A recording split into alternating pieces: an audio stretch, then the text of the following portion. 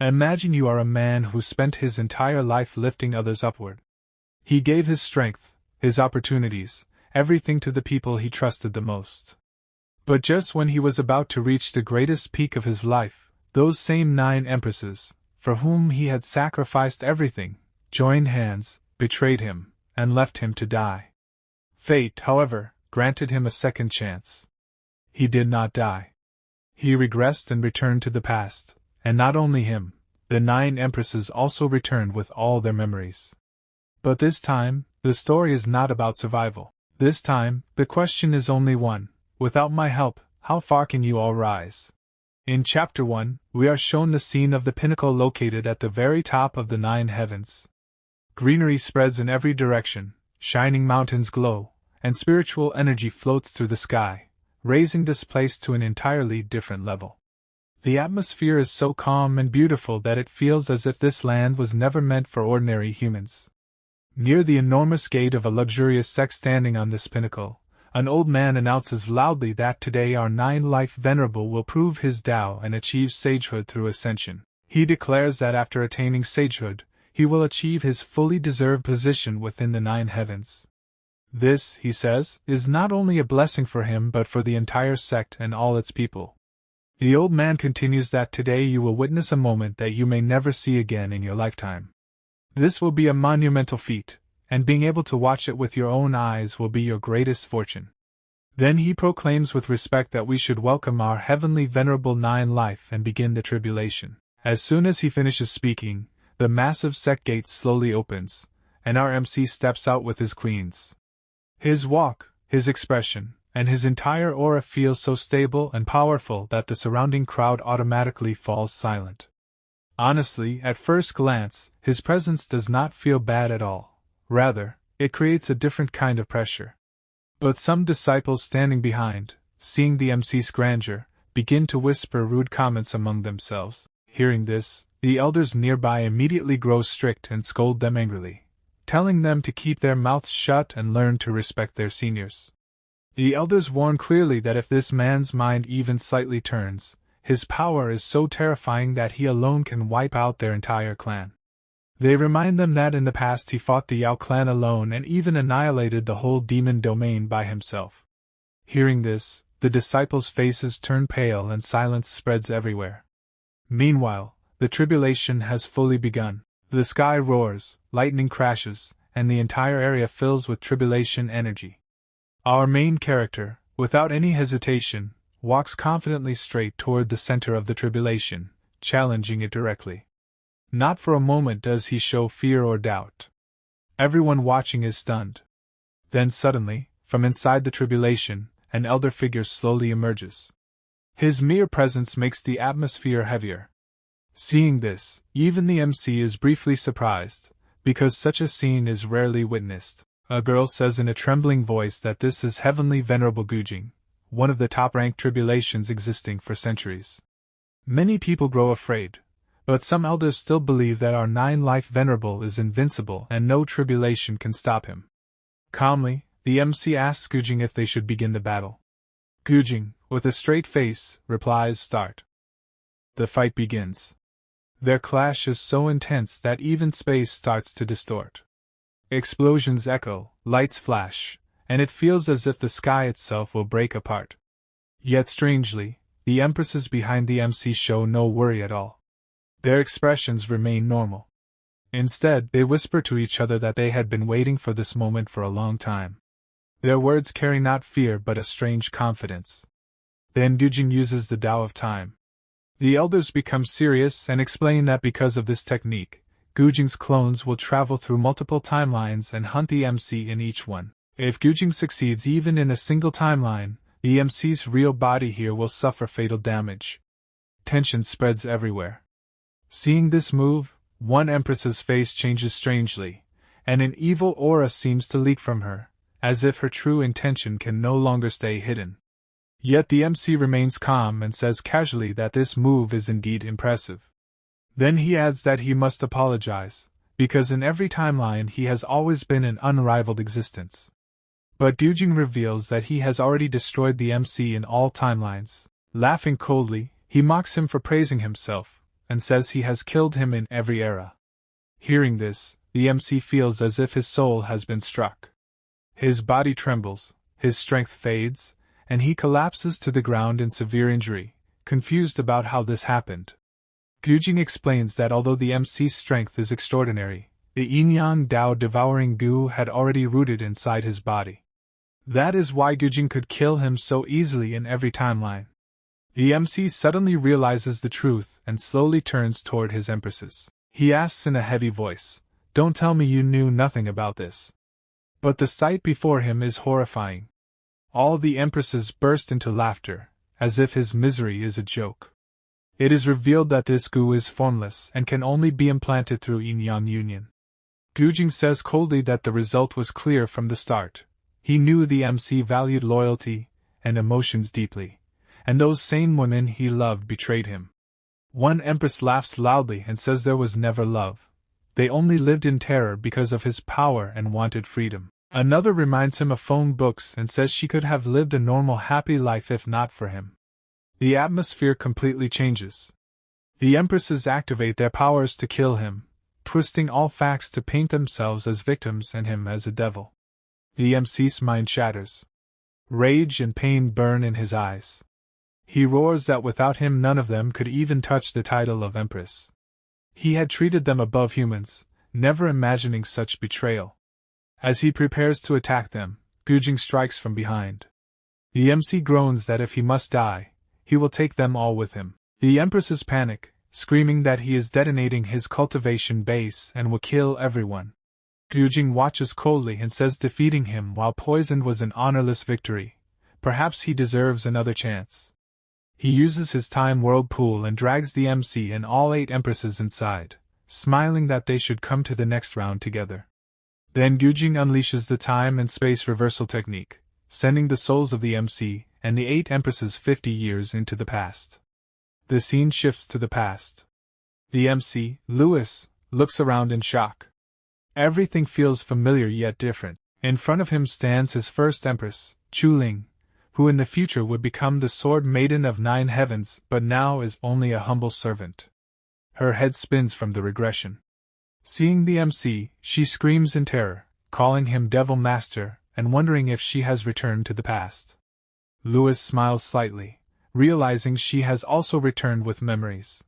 He thanks Gujing in his heart for the second chance. Then he calmly removes his socks. The Sword Maiden is confused. Louis extends his feet and says casually, "Wash my feet." She is stunned, yet silently begins washing them, her hands trembling. Louis thinks he could kill her now, but death is not the cruelest punishment. He will let her live, so she can experience the absolute misery of a life without him. He tells her calmly that none of this was a dream, they have truly returned to the past. She is shocked and asks, "We all?" Louis cuts her off and says everything is real. Gujing's technique brought them back, and he remembers every word she spoke that day. Her arrogance still remains and she asks, "So what now?" Louis smiles with an evil glint and says only one word, "Enough." Then he declares, "You wanted freedom, didn't you? From this moment onward, you are free." Louis stands up and opens a drawer kept nearby. From inside, he takes out a token and, showing it to the Sword Maiden, says, "Look at this carefully." "What is it?" The Sword Maiden replies with slight hesitation. This is my life tablet." The very next moment, Louis, without any expression, burns that life tablet right there. With a brief flash of fire, the tablet turns into ashes. Louis says in a cold tone, "There, you see? I have burned the contract tablet. From now on, you are completely free. Whenever you want, you can return to your true sword manor." Seeing this, the Sword Maiden becomes shocked, yet she still composes herself and speaks in a straight tone. "Louis, you had 9 lives, yet in your first life, why did you choose to self-destruct?" But Louis no longer wishes to keep any kind of relation with her. His face hardens. He turns toward her angrily and says, "Mind your own business and get lost from here." Hearing this, the Sword Maiden also begins to leave without stopping. While walking away, she says in a cold voice, "Fine. Now that we all have been reborn, I swear that this time I will give you a truly miserable end. As she walks, she thinks to herself, Louis, I possess an innate sword body. If none of this had happened because of you, my life would have been far more glorious. Stepping outside, she says in an emotional tone, Father, mother, brother, your daughter is finally coming back. From behind, Louis watches her walking toward the Chu manor with such emotional steps. The same evil smile rises on his face again, and he murmurs slowly, A father, a shameless mother, a trash brother, and this poor girl. He thinks further. Once you return, you will understand what a true devil's cave really is. In this life, I am absolutely not going to show them any mercy. The chains of those 8 women will no longer bind me. No matter what happens, I will definitely ascend to an even higher realm. Just as the MC is about to close the door of the room, suddenly, with a loud bang, the door shatters. A long leg kicks straight inside and attacks him directly. The moment Louis sees this, only one name echoes in his mind, Fairy Red Silk. But the next second he corrects himself. No, in this life her name is still Hong Ling. Then we clearly see that the girl who broke the door and entered is none other than her. Filled with rage, Hong Ling stands before the MC and shouts his name. Without thinking for even a second, she attacks him and screams, Today I will definitely kill you! But Louis's strength is far beyond her level. Without using any technique, he grabs her neck with one hand, lifts her into the air, and hangs her upside down by her own leg. Hong Ling cannot even understand how everything happened so quickly. Louis slowly moves closer to her and says in a deadly tone, You still dare to strike at me?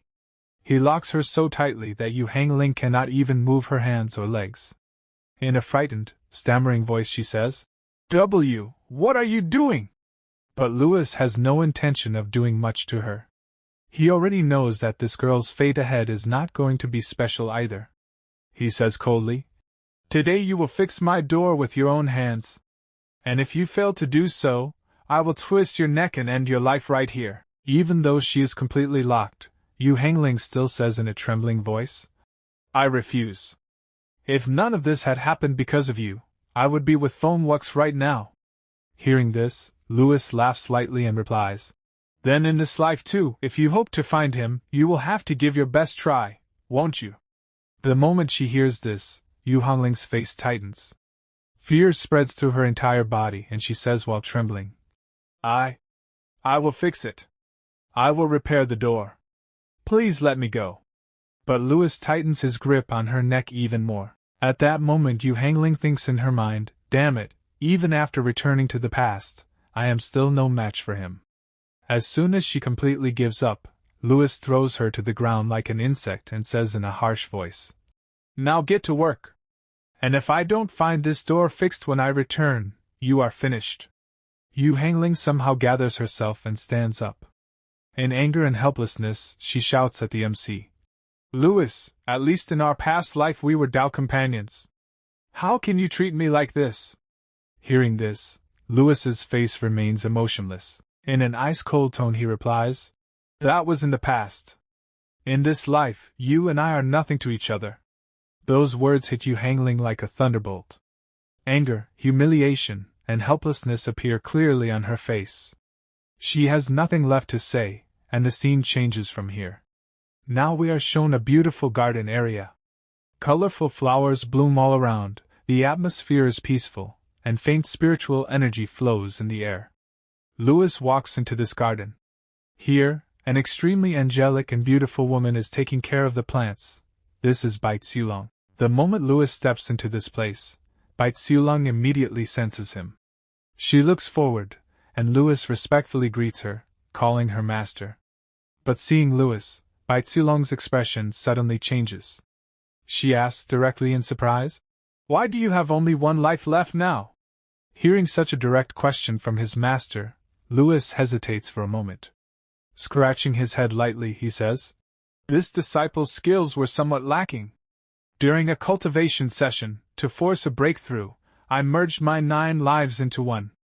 That is why only one life remains now. Bai Tsulong's anger becomes visible. Looking at him sternly, she says, I have found a way to suppress the Chaotian power. So forget the events of the past life as just a dream. We will never allow those things to happen again, she adds in a sharper voice. And if such filthy and treacherous thoughts ever arise in your mind again, I will not hesitate for even a moment to erase your existence from this sect. Louis replies calmly. This disciple will carve Master's teachings in his heart. Outwardly he appears obedient, but inside he laughs lightly and thinks, do you really believe you found a method?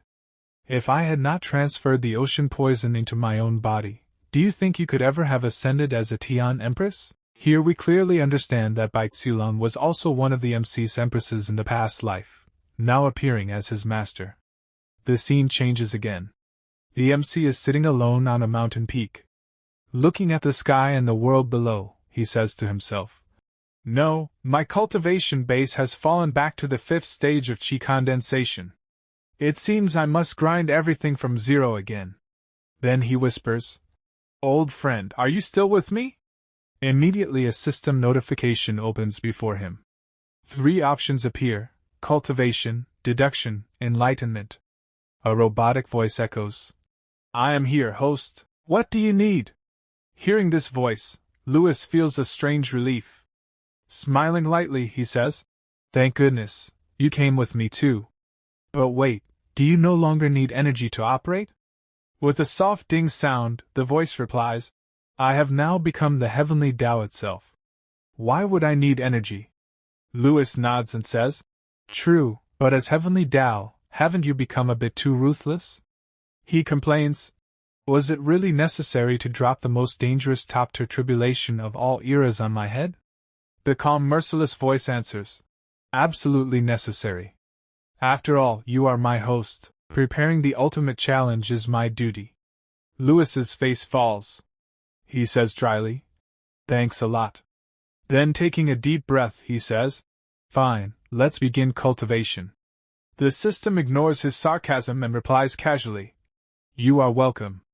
Initiating the cultivation of the 9-life undying heavenly scripture. The scene shifts to the Sword Maiden. Outside the Chu Sword Manor, long stairs appear. The exhausted Sword Maiden climbs them step by step. Every stair feels like a test, yet somehow she reaches the top. Standing before the manor, she says breathlessly, Father, Mother, I have returned. Her eyes become moist, believing everything will be fine now. But the guard at the gate sees her and becomes shocked. He thinks, is this really the eldest miss? Why has she returned? He blocks her path and shouts harshly, where did this beggar crawl up from? Trash like you has no place in the Chu Sword Manor. Get lost. The Sword Maiden becomes confused and says, I am not a beggar. I am the eldest miss, Chu Ling. Seeing she does not retreat, the guard draws his sword and yells, shameless rat! How dare you disguise as the eldest miss? Suddenly Chu Ling grabs the blade with her bare hand and says emotionally, Chu Si, look at me carefully. I am Chu Ling. You used to carry me in your arms and buy me candies, remember? But the guard shakes her hand off and shouts, you don't have the blood of the Chu family. Why did you come back? Inside he panics, thinking she barely escaped that devil's den. Why return to throw herself into the grave again? Chu Ling cries that though not biological, her parents treated her as true flesh and blood. Hearing this, another guard realizes the truth and shouts, This really is the eldest miss. Chu Ling has returned. Chaos spreads in the manor. The manor lord, her so-called father, rushes out with fake concern, followed by his wife. Chu Ling runs and hugs her father, crying, Father, I am back. Her mother wipes her tears with false affection and asks where she was. Chu Ling says she was held hostage by the Great Tao sect and escaped secretly. At that moment a man arrives and seeing Chu Ling, his legs tremble. He thinks in relief, thank goodness, my scapegoat has returned. Now I will survive. This man is Chu Sifei, Chu Ling's elder brother. The scene shifts to chapter 2 and back to Louis. He cultivates with full concentration. We are told this is the first heaven, the weakest world, divided into many realms: prenatal, postnatal, Qi gathering, origin core, shattering, infant void, refining, and Tao integration. With past life experience, Lewis cultivates for 15 days and reaches the 9th layer of chi refining, then begins origin core formation. But suddenly he feels something wrong. His chest grows heavy, breathing falters, and he coughs blood. He mutters, "What is happening? Only half of my chi is helping core formation, the rest feels like stone." After analysis, the system announces, "Celestial rigidity poison detected inside your body." Lewis grits his teeth, realizing those women not only used the yin-yang goo but also planted this poison as insurance so he could never rise again. But his eyes turn cold and he says, "They don't know. I still have one trump card left." He asks the system for a method. The system replies that after breaking through to origin core and converting true chi into true essence, the poison will dissolve. Lewis remembers that in the past he created a perfect return to origin pill which could force the breakthrough. But that pill was gifted to you Hong Ling in the previous life. His fists clench. In this life, nothing like that will happen. Suddenly movement appears in the sky. A giant crane announces that Yu Hong Ling has reached chi-gathering perfection in just 1 month and 17 days, breaking the sect record. As a reward she receives a bottle of supreme-grade return to origin pills. Lewis narrows his eyes with a dangerous smile. As expected from a future empress, her speed is terrifying. Even with the system, I am only 2 days ahead. Without wasting a second, he leaps down from the peak. The system asks, "Host, where are you going?" Lewis answers calmly, "To the tomb of a void refining expert. I am going to reclaim the return to origin pill that rightfully belongs to me." After this, our scene changes. Now we are shown the inside of an ancient tomb located in the middle of a dense forest, about 500 kilometers away from Trade Dao. The air in this place feels heavy, and an eerie silence is spread in every direction. Walking through the depths of this same tomb, Yu Hong Ling has already arrived there. As she steps inside, she thinks to herself, "According to the memories of my previous life, people are going to discover this place only after 1 full month. That means right now, I am completely alone here." Showing full confidence, Hong Ling enters a cave. She opens the door lying in front of her and begins to move forward through a narrow passage. While walking, only one thought circles inside her mind, that the most precious treasures of this place are hidden right here. She thinks that among these treasures is a fragment of the 9 lives and dying heavenly scripture, and along with it, a perfect return to origin pill. Moving ahead with fast steps, she finally reaches in front of those treasures. First, she picks up the 9-life heavenly scripture and, smiling with great happiness, says, "Senior brother, this time I am 1 step ahead of you." But the moment she opens the scripture and looks inside, her eyes remain wide open in shock. In the very next second, her entire face turns pale. She falls into complete disbelief. We are shown that inside that scripture, written calmly and lovingly in Lewis's handwriting, are the words, "Bitch, you are too late." And not only that, along with it, there are peacefully drawn golden sketches as well. Seeing all this, Hong Ling's voice begins to tremble. Stammering, she says, This. Suddenly, in furious anger, she throws the book onto the ground and screams, "Lewis, you son of a bitch!" The moment the book hits the floor, dozens of yellow-colored golden laser lights activate inside the entire tomb and surround her from all sides. Seeing this, Hong Ling becomes completely terrified. Looking upward, she shouts loudly, "Lewis! Let me get out of here!" But no matter how much she screams, there is no one there to hear her voice. The tomb remains utterly silent. After this, our scene changes once again. Now we are shown the scene 3 days later. We see Yu Hong Ling, filled with extreme anger, coming straight toward the MC's house. Without stopping, she barges inside and kicks the door open. The moment she enters, she yells, "You! Get your backside out here!" As we can see, her body is covered with many wounds and injuries. Scratches and marks are visible everywhere. Though it does not seem that the injuries are life-threatening, it is clear that she has suffered a lot in these 3 days. That is why she came here so angrily without thinking at all. By the way, in this series, most of the characters' names sound almost the same to me, so changing the name a little feels better. Her real name is Hong Ling, but from now on we will call her the Angry Woman. And honestly, there could not be a more perfect name for her than this. This angry woman tries to break into the MC's house and, without taking a breath, starts shouting at him. But suddenly, an energy palm attack arrives and strikes directly on her stomach. A loud scream escapes from her mouth, and her body flies into the air and falls far away. Sliding across the ground, she crashes into the courtyard of the MC's house. Groaning in pain, she grinds her teeth and lets out cries of, "Ah!" Then, from the front, a calm yet cold voice comes. "Did your mother never teach you that before entering someone's house, you should knock on the door?"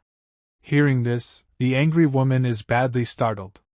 Spitting fire in her mind, she thinks, "Louis, you are going too far now. I would rather die than bow before you." But all this she could only think inside her head. In reality, she could only chew her teeth and hair in rage. The truth was that at this moment she needed Louis, and when there is need, even pride has to be swallowed. That is why she somehow controls herself, stands up, and this time, knocking on the door politely, says, "Senior brother, please, can you open the door?" From inside, without any hesitation, a voice replies, "Get lost from here." Hearing this, the angry woman's blood boils even more. She starts banging the door loudly and shouts, "Did you take the perfect return to origin pill from inside that tomb?" But the answer to her question does not come in words. The door opens by itself, and at the same moment, several energy attacks rush out and hit her one after another. Due to the direct hits, her body is thrown away again. However, this time she somehow manages to maintain her balance. Taking a deep breath, she tries to calm herself and thinks, "Stay calm, don't get angry, keep it all inside." Then, grinding her teeth, she asks once more, "I am asking you for the last time. Did you take the perfect return to origin pill from that tomb?" From inside comes the same calm and merciless voice of the MC. "No. Now get lost from here." Hearing this, the angry woman completely loses her patience. Rage fills her eyes, energy bursts from her body, and activating her powers, she rushes straight to attack Louis. She screams, "You have the courage to take it, but not the courage to admit it. Louis, now I will fight you to the death." But just then, suddenly the MC's master appears in front of her. She releases her aura, and in that very moment all of Hong Ling's movements are locked in place. Her voice carries depth and pressure as she says, "Hong Ling, calm down." Hearing this, all of Hong Ling's anger vanishes as if blown away by wind. Her face changes, and in a trembling voice she says, "Master." The next second, she falls to her knees and starts crying bitterly like a child. She wails, "Master, he hit me." Sobbing, she exaggerates everything as if all the fault belongs to the other side. After hearing all this, her master slowly turns toward the MC and asks in a strict voice, "Louis, why did you raise your hand on your own junior sister?" Here one thing needs to be clarified. In the previous episode I had said that this master might have been the MC's wife in his previous life. But looking at the reactions and behavior so far, that does not seem clear at all. The story has not confirmed anything like that, and her expressions also do not indicate such a relationship. Yes, it does feel that as a master she knows that the MC had 9 lives before and now only 1 remains. Perhaps that is why she understands that the MC has returned to the past carrying all the anger of his previous lives. The rest of the truth we will know as the story moves forward. For now, let us continue the story. When his master asks this question, Louis opens his eyes and replies angrily, "She barged in without knocking. She has no manners at all." Hearing Louis's words, his master does not argue much. She calmly walks toward Hong Ling, helps her stand, and says in a gentle voice, "But still, after all, she is your junior sister. Let this matter end here." Then looking at Hong Ling, she asks, "By the way, why did you come to Louis today?" Hearing this, the angry woman points directly at the MC and says loudly, "He took the perfect return to origin pill. He has no use for it, so I wanted to trade something with him for it." Hearing her words, Louis's master turns to the MC and says in a softer tone, "Louis, your aptitude is exceptional. You absolutely do not need the perfect return to origin pill. Why don't you give it to your junior sister? If you need anything else, I can provide it to you. Even after such calm and reasonable persuasion, Louis's expression does not change at all. Sitting in the same attitude, he replies coldly, Sorry, but I also need this perfect return to origin pill. Hearing this, Hong Ling flares up again and shouts, What nonsense are you talking about, Louis? Do you really think that without this pill I cannot condense my origin core? Due to her constant shouting, Louis's concentration breaks. He slowly gets down, puts his hand inside his sleeve, and takes out the same return to origin pill. Then he lets out a deep breath. Seeing this, his master's face brightens, and she happily says, There we go. That's a good boy. She is about to praise him more when the atmosphere suddenly changes again. At that very moment, the MC gives a slight smile. With a "heh" sound, he throws the pill directly into his mouth and chews it in front of his master before swallowing it. Seeing this, his master is badly shocked. Her eyes widen and she says sternly, Louis, why did you do this? Your master is very disappointed. Before she can say anything further, the angry woman standing there explodes in rage. Grinding her teeth, she turns back and screams while leaving. Louis, just wait. I will condense my secret core and take full revenge for this humiliation. Seeing her open hostility, the master's face becomes even heavier. Taking a deep breath, she says, I know you still have a lot of anger inside you. But was it really necessary to go this extreme? With this disappointed expression, the scene changes. Now we are shown the scene of the Sword Manor. Here the Sword Maiden is sitting comfortably while someone is feeding her with a spoon. Her mother, in a sweet and loving voice, says, Your mother steamed this emerald rice congee with her own hands, only for you. Taste it and tell me if it is good. As soon as the Sword Maiden eats it, her face lights up. With happiness and emotion, she says, Thank you, mother. In this whole world, only you treat me the best. I never want to leave your and father's side in this life. Hearing this, her mother smiles slightly and asks playfully, Really? Even more than your birth parents? The Sword Maiden replies with a smile, They disappeared right after giving birth to me. How can they be compared with your treatment? Hearing this, her mother laughs softly and says, All right, that's enough. Now hurry and rest a little. The Sword Maiden gently replies, But her mother, inside her heart, is laughing in a strange way, a very relieved and eerie laughter. She thinks, We are saved, we are finally saved. Now our entire family is safe. On the other side, the Sword Maiden suddenly begins to feel extremely sleepy. Her eyes grow heavy, and in a hesitant voice she asks, Mother, why am I suddenly feeling so sleepy? Then her mother slowly turns back with the same sweet yet cold voice and says, If you feel sleepy, just sleep a little. The moment she says this, the Sword Maiden loses control over her body. Overwhelmed by drowsiness, she cannot even hold herself and collapses onto the bed. Holding her head in pain, she thinks, Today everything feels so strange. Why am I feeling such strong sleepiness? This uncomfortable feeling has never happened before. Forcing herself, she releases her aura and commands internally, Circulate Great Lotus Sword Scripture. Tell me what is wrong with my body. But the moment she sees the result, her heart sinks. She trembles in shock. Have I been poisoned? How is this possible? Could it be because of the emerald rice congee? Just then, a knock comes at the door. A voice asks, Have you already fallen asleep? Confused and scared, she immediately lies down, pulls the blanket over herself, and pretends to be deeply asleep. The door slowly opens. Her mother enters with 3 other people. This time her voice holds no sweetness. In a cold, heavy tone she says, Good. The poison has started working. Now we can begin our task. One of the 3 steps forward. It is none other than the Sword Maiden's own brother. Smiling at his mother, he says, Mother, you are truly as impressive as people say. The older the ginger, the spicier the spice. Mother and son both stare at the Sword Maiden with deadly eyes. The mother says coldly, Come, lift her and deliver her to our old ancestor. The brother laughs frighteningly. But they have no idea that the Sword Maiden is still conscious. She hears everything clearly. Every word pierces her heart like a knife. Hearing such horrifying things from her own mother and brother shatters her completely. Tears flow silently from her eyes.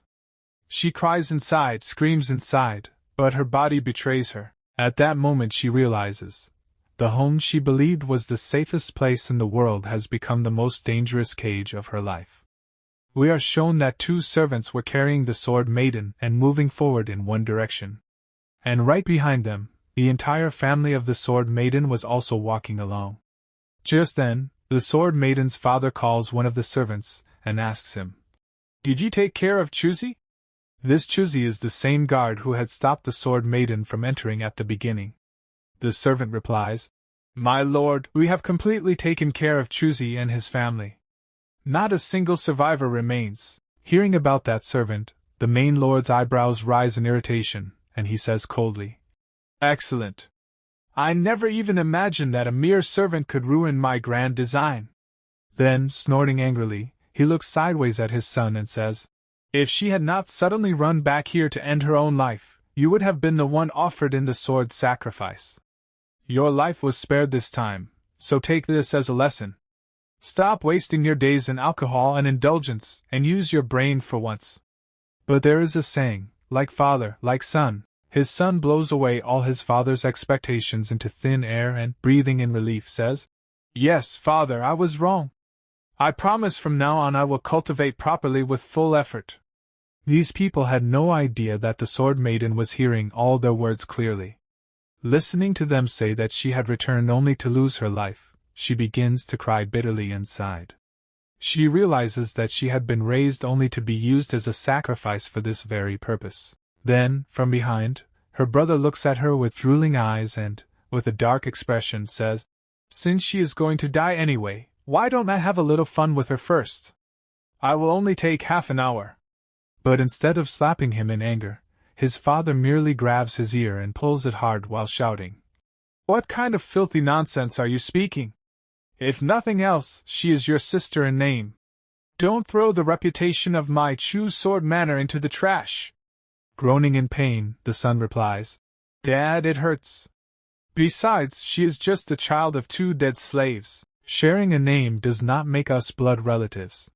Hearing this, the Sword Maiden receives another massive shock. Trembling inside, she thinks, "So you people murdered my biological parents as well?" Just then, the Sword Maiden's mother approaches her father with a smile and says, "Come on, she is going to die anyway. Why not let our son stay with her for 1 hour?" Her father looks at her sharply and replies, "Absolutely not. We cannot delay the old ancestor's sword refining even for a moment, or our entire family will face his wrath."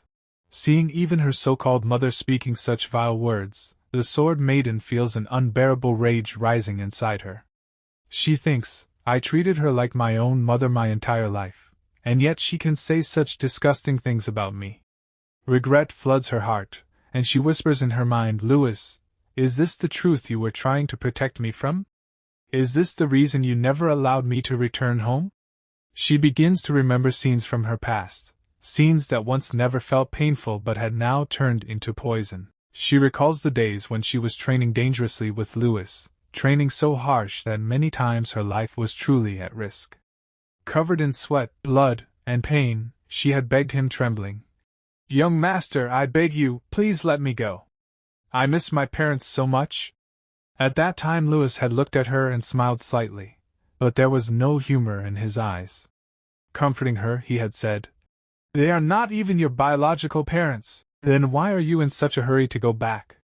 Hearing this, the Sword Maiden had puffed her cheeks in anger, turned her face away stubbornly, and said, "They treat me better than even my birth parents ever would." Seeing her sulk like that, Louis had laughed softly and replied, all right. Just wait until I finish refining that sword. After that, I will personally take you back home." She had come close to him and said in a sweet voice, "Young master, what nonsense are you saying? What kind of sword takes so long to refine? You are definitely trying to coax me like a child to keep me here." Then the scene shifts. When the Sword Maiden finally reached Chu Sword Manor, the sight before her burned her entire world. The whole manor was engulfed in flames. Smoke everywhere, screams, the stench of burning wood. Her legs had given up, and she had collapsed on her knees crying, "Dad! Mom! I came too late." From that very moment, hatred for Louis had been born in her heart. She had sworn inside, "Louis, all this happened because of you. I will take revenge on you." But now, hearing and seeing the real truth, only regret remained inside her. Her heart was completely broken. She thought painfully, "Louis, the sword you were talking about was actually a demonic sword." With this thought, the scene changes again. At the same time, on the other side, our MC was watching this entire scene in HD quality with the help of the system. Every word, every sound, every intention was clear to him.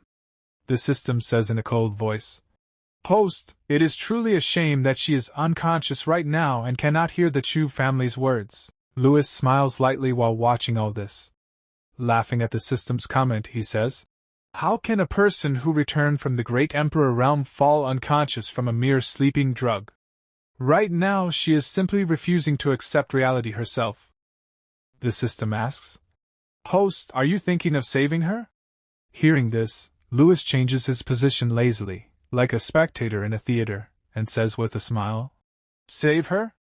The satisfaction I get from seeing her suffer like this cannot be compared to anything else. After all, this is the return of an Emperor realm being. Now she does not need me to save her." The scene changes once more. Now we see everyone moving toward the sword forging grounds. The entire atmosphere is becoming heavy and terrifying. The Chu family reaches in front of a massive mansion. The Sword Maiden is laid on the ground, and the whole family kneels behind her. Her father greets the ancestor respectfully. A shadow appears in front of the mansion and slowly becomes clear. It is an old man, Chu Kaixing, the old ancestor of Chu Sword Manor. Hearing the greeting, he slowly opens his eyes and looks at the Sword Maiden lying before him. Observing her body with one glance, he says with cold satisfaction, "Excellent, now hand her over to me." He stands up and orders, "Chetian and Chef, you two stay here and witness the completion of this demonic sword ceremony." Hearing this, the father and brother bow and thank the ancestor. The old ancestor moves forward and lights a fire beneath a massive cauldron. Inside the cauldron, a sword floats in the air. At first glance no one could tell it was demonic, but the moment one feels its aura, it becomes clear that this is a terrifying and purely demonic existence. Staring at the sword greedily, the old ancestor laughs. "This demonic sword has consumed more than 30 years of my life blood. Now only the final step remains." The Sword Maiden's father congratulates him. "Once you refine this sword, you will directly ascend to the shattering infant realm." The old ancestor raises his hand and says, "Let us begin." Black fiery swords form in the air and move toward the demonic sword. The ritual begins. The demonic sword reacts, the entire area trembles, and the ancestor chants strange incantations. Then he commands coldly, "Sacrifice to this sword." At that moment, the Sword Maiden's father lifts her in his arms and walks forward, saying emotionlessly, "Today you serve as the sword sacrifice for our Chu clan. Raising you for so many years was not in vain." There is no regret in his voice, no hesitation, only cold utility. Without wasting a second, he throws the Sword Maiden directly into the blazing cauldron. She falls into the raging flames. The heat tears through the air, yet not a single scream leaves her mouth.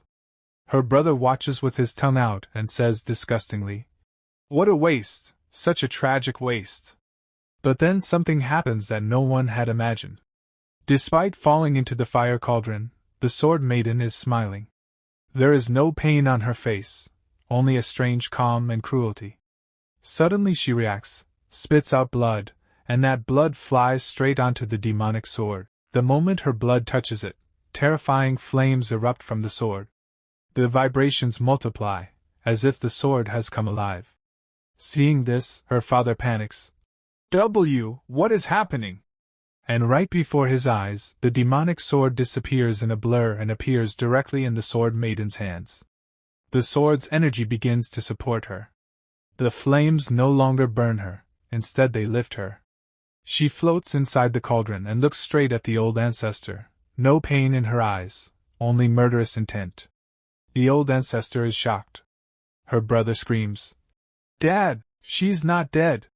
The ancestor trembles. How is this possible? But before he can react, she rushes forward at full speed, aiming to pierce his chest in one strike. He hurriedly pulls out a green sword and shouts, "Damn it!" Yet the moment his sword collides with her demonic blade, it shatters instantly. His body is thrown back. He yells, "You cannot use such a demonic sword." Before he can finish, her blade moves like a venomous snake, and in the next second his head is separated from his body. Blood rains everywhere. Flicking the blood from her sword, she says coldly, "Demonic swords are forged to slaughter demons." Her anger has reached its peak. Betrayal, regret, and rage have burned her heart completely. She had waited for her family for 2 lifetimes, trusted them with every breath, and this was the result. Now only hatred remained. Now the Sword Maiden begins to walk toward her own father, her entire body burning with rage. Her steps are heavy, but her intention is crystal clear. Seeing her approach, her father becomes so terrified that his legs start trembling uncontrollably. The color drains from his face. He immediately falls to his knees, stretching his shaking hands forward as he stammers, "Why are you really Chu Ling?" No, you can't be Chu Ling." But Chu Ling is no longer in a state to listen to anyone. She has gone completely mad with fury. Killing intent pours out of her body, making the air itself feel heavy and suffocating. With a cold, expressionless face she stops right in front of him and, in a slow yet terrifying voice, asks, "Why? I treated all of you like my closest family. I trusted you with closed eyes. Then why did you do all this to me?" Her father doesn't even have the courage to answer her question. Trembling in fear, he blurts out, "Chu Ling, look how powerful you've become now. We don't need to sacrifice you for any sword anymore. Come, let's go home together. Everything will be fine." But Chu Ling has already seen his true face. She lets out a faint laugh, a laugh filled with both pain and hatred. Pulling out her sword, she says coldly, "You are not even worthy to take my name with that filthy mouth." Without a single moment of hesitation, she swings her blade. In one strike, her father's head flies into the air, blood spraying everywhere like a fountain. At that moment, Chu Ling looks exactly like a demon, ready to cut down anything that stands in her path without mercy. After that, she turns around. In front of her stands her so-called brother. The moment his eyes meet Chu Ling's, he is struck with terror. He steps back, his lips trembling. Looking at him with icy eyes, Chu Ling says, "Now as for you, you animal." Her brother immediately interrupts, dropping to his knees and banging his head on the ground repeatedly. Yes, I'm an animal. Just treat me like a dog and let me go. Please don't kill me." But in the blink of an eye, Chu Ling's sword moves again. His neck is severed instantly, and his body collapses to the ground. Chu Ling says without any emotion, "You are worse than a dog." At a distance, her mother, who still had no idea about the fate of her husband and son, becomes confused seeing the scene. All she can see is Chu Ling walking out of the sword forging grounds alone with a sword in her hand. Her steps are calm, her face emotionless, but behind her lies a tale of death and blood. Shocked, her mother walks forward and asks in confusion, "Chu Ling, how did you come out? And the others, where are they?" Chu Ling keeps walking without stopping, without even looking at her. As she passes beside her mother, she answers in a cold voice, "Who exactly are you talking about?" Her mother grows even more nervous and hurriedly says, "Your father, your brother, your family." Hearing this, Chu Ling suddenly stops. She slowly turns back. There is no anger in her eyes now, only an empty, chilling coldness. "I don't have any family anymore," she says. The next instant her sword flashes. With a single stroke, her mother's head is separated from her body. Blood scatters into the air, but this time there is no hatred or rage on Chu Ling's face, only a lifeless calm. In a flat voice she says, "Why don't you go and join them? Without looking back even once, she walks ahead and declares coldly, "Every single person of the Chu family deserves to die." The scene changes. The entire Chu family territory is shown. A sword pierces violently into the ground. As the camera rises, we see that Chu Ling has slaughtered every single person of the clan. Old, young, servants, guards. No one survived. After such a long massacre, Chu Ling is completely exhausted. Her body is wounded, clothes torn, covered in blood and dust. She kneels on the ground using her sword for support, breathing heavily, hands trembling. All of this is being watched live by our MC through the system.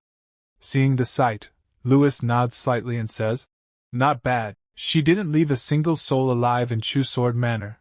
She didn't even spare the chickens." Stretching his hand lazily, he adds, "All right, close it now." He is just about to relax on his bed when the system asks, "Host, won't you continue watching? A shattering infant realm expert is about to come and kill her." Lewis smiles faintly. What is there to see? She deserves all of this. The scene shifts back to Chu Ling. The manor is now nothing but ruins, corpses, and blood everywhere. Chu Ling falls to her knees, whispering in a broken voice, "I was wrong, I was so wrong." Tears flow from her eyes, her body shaking in pain. She has no strength left to fight. From a distance someone approaches, the shattering infant realm expert, Reverend Li Jian. The moment he sees Chu Ling and the demonic sword in her hand, greed shines in his eyes. This demonic sword, it's actually complete. Laughing, he pulls out his blade and shouts, "That sword only brings you pain. Let me free you from it." He attacks at full speed, but Chu Ling barely tilts her sword, offering almost no resistance, as if she has already accepted death. Yet Li Jian suddenly stops his blade near her neck, noticing she hasn't reacted at all. No fear, no hope, nothing. He laughs madly. "Just as I thought, she has completely lost her mind." But at that very moment Chu Ling moves. With a single block she releases an overwhelming force that blasts Li Jian away, tearing his clothes and throwing him to the ground. Stunned, he mutters, "She's only at Origin Core Realm. How can she have such terrifying sword skills?" Chu Ling stands there lifelessly, as if emotions have abandoned her. Li Jian stares greedily. This girl hides a huge secret. The sword isn't the only treasure here. Suddenly Chu Ling turns and begins running away. Li Jian is shocked. What? She wasn't reacting at all just now. He chases after her, shouting obscenely, "Don't run! Be a good girl and come to Li Jian." Chu Ling keeps running despite her injuries, blood dripping with every step. Her lips tremble as she repeats, "I was wrong. I must repent. I must repent." Her mind seems broken, clinging only to guilt and regret. The scene shifts to Lewis. Outside, the furious woman Hong Ling is banging on his door, screaming accusations. Lewis sits calmly in meditation. The system asks, "Host, she is insulting you so badly. Will you just listen?" Without opening his eyes, Lewis replies, "Block my ears. I must focus on cultivation. Nothing will stop me from achieving sagehood." Later, Hong Ling's master arrives and scolds her, revealing how Lewis refined every treasure for her countless times. Hearing this, Hong Ling is shaken, but still refuses to apologize. Her master angrily sends her to the back mountain to reflect. Finally, the scene changes again. Barefoot and wounded, Chu Ling climbs the stairs toward Lewis's mountain, leaning on her demonic sword. There is no hatred left in her eyes, only exhaustion and regret. Looking toward Lewis's courtyard, she whispers softly, "Great Tao." She stands there trembling, breathing heavily, staring at the place as if realizing for the first time everything she has lost in her life. At that moment, someone noticed Chu Ling standing there and cried out in shock, "Who goes there?" Before anyone could react, Chu Ling's strength gave out. She collapsed to the ground and fainted. Yet, just before losing consciousness, she murmured weakly, "Bailon Peak. Lu Yi. I am Ling." The female disciple rushed toward her in alarm, but a sharp voice suddenly stopped her. "Stay your hand, fellow Taoist.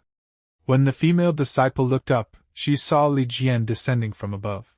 He landed gracefully and said, "Fellow Taoist, I have hunted this vile creature to this very spot. I mean no disrespect to the majesty of the great Tao sect. I shall remove this trash immediately." Li Jian stretched out his hand toward Chu Ling, but the female disciple instantly drew her sword and blocked his path. "Not so fast. Since she invoked the name of one of my sect members, I intend to return and verify it. If he claims not to know her, only then may you take her away." She turned to another disciple and ordered, "Keep a close watch. Do not let him take her before I return." The disciple nodded. "Understood." At Bailon Peak, the female disciple stood outside Lu Ye's room and called out loudly, "Junior brother Lu Yi!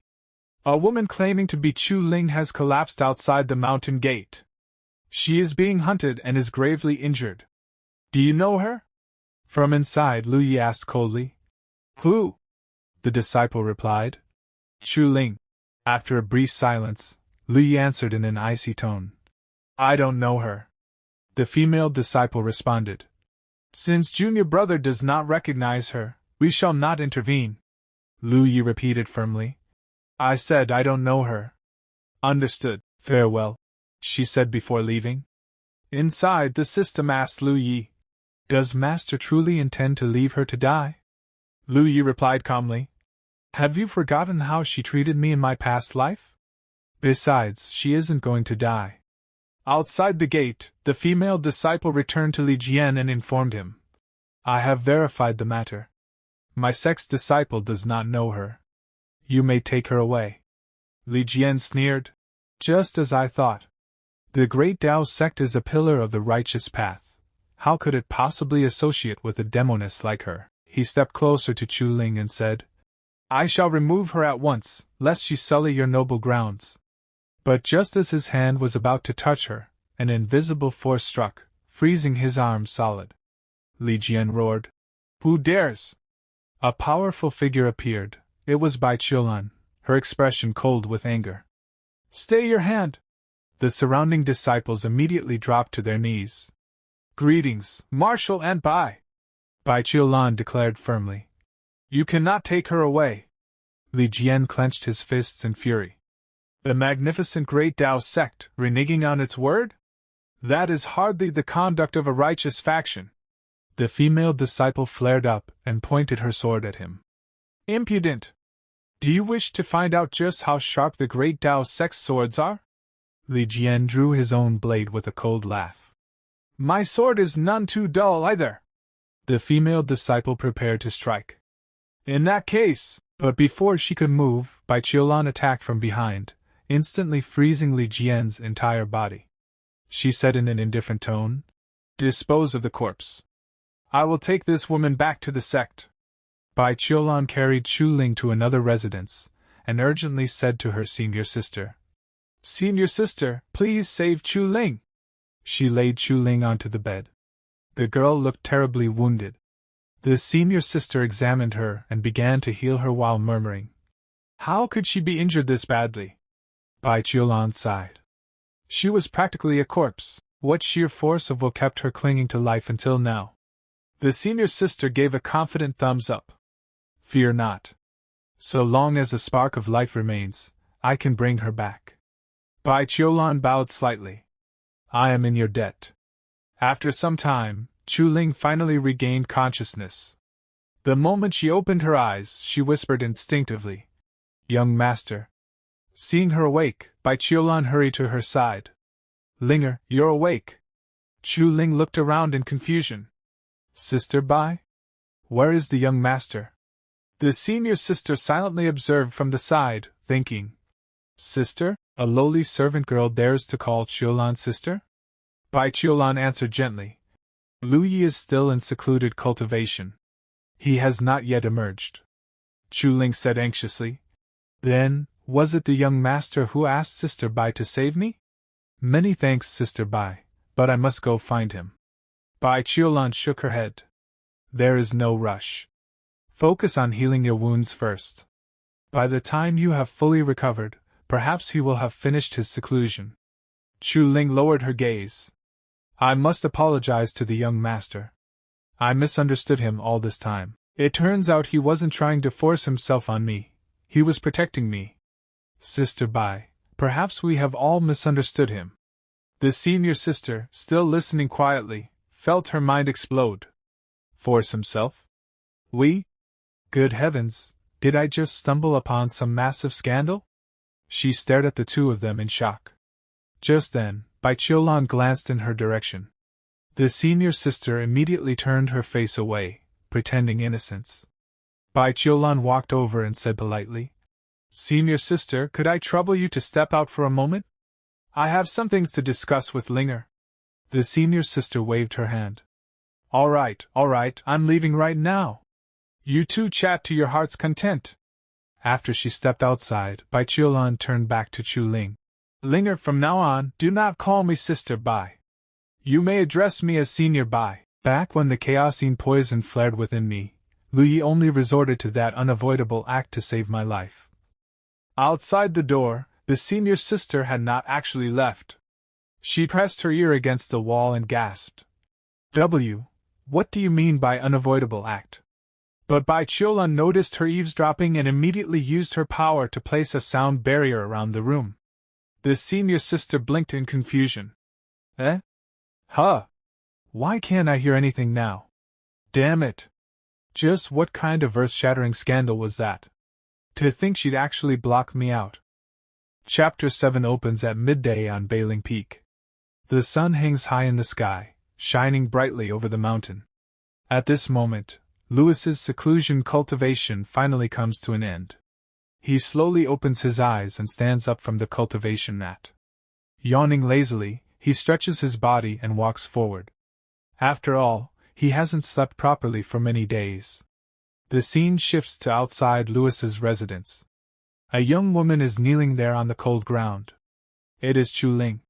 She sits upright on her knees, unmoving, her expression calm yet stubborn. It is clear she has been sitting here for a very long time. Inside Lewis's mind, his system reacts.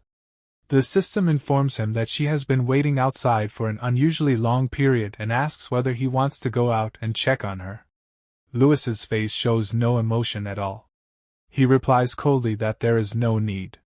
He says he has not forgotten what she did to him in his previous life. The moment Chu Ling comes to his mind, a single image flashes before his eyes. Her face. That cruel, evil smile. The smile she wore when he was dying. Lewis clenches his fist slightly. He thinks that anyone who can betray once can betray again. Women, in his eyes, only slow down cultivation. In this life, cultivation is the only thing that matters to him. Nothing else is important. Outside the house, Chu Ling continues kneeling. Her legs are numb, her body exhausted, yet she does not move. Inside her heart, she speaks silently. She believes in young master. She believes that if she endures sincerely and keeps waiting, one day he will forgive her. Her resolve does not waver. The scene changes. Now we arrive at Crimson Cloud Peak. Within the territory of the Great Tao sect, there exist 9 main peaks and 72 minor peaks. Bailing Peak and Crimson Cloud Peak are both among them. At the top of Crimson Cloud Peak, a young woman filled with anger is practicing her short training routine. Her movements are elegant, dignified, and extremely graceful. Each motion flows smoothly, like water. At first glance, it almost looks as if she is dancing rather than training. With every step and turn, even the surrounding wind seems to follow her movements, swirling gently around her body. Whether these movements contain true killing power or not is unclear. She looks beautiful, majestic, yet dangerous. She is not alone. From behind a large rock, someone is secretly watching her. It seems she has unknowingly gained herself a stalker. A shy-looking young man. His name is Ling Wushang. Most people simply call him Ling. Ling is completely mesmerized. He watches her movements without blinking, his mind utterly captivated. Somehow, even her anger appears beautiful to him. Just as he is about to think further, a sharp sound cuts through the air. A flying sword suddenly shoots toward his hiding place and slams directly into the rock in front of him. Ling gasps in shock, letting out an involuntary sound. The young woman stops her movements and speaks calmly, her tone unusually composed. She asks who is hiding there. Ling hesitates for a moment, then steps out from behind the rock. At the same time, the woman leaps forward with a light movement and lands right in front of him. Ling hurriedly brings his fists together and greets her. He introduces himself as Ling Wuxiang, addressing her as junior sister Hong Ling. He explains that he is the newly inducted head disciple of Crimson Cloud Peak. Even though Hong Ling's face looks irritated and sharp, in Ling's eyes, she looks unbelievably beautiful. Hong Ling speaks again, her voice surprisingly soft. She says she knows his name. Inside her mind, memories surface. She recalls hearing this name long ago. When senior brother Louis refused the position of Holy Son of the Great Tao sect, this man inherited that role. In the future, he ascended all the way to the 8 heavens. And in the end, he died while fighting within the dark turmoil. In her heart, she acknowledges that he should be counted as a true hero. Ling remains in his greeting posture, smiling awkwardly.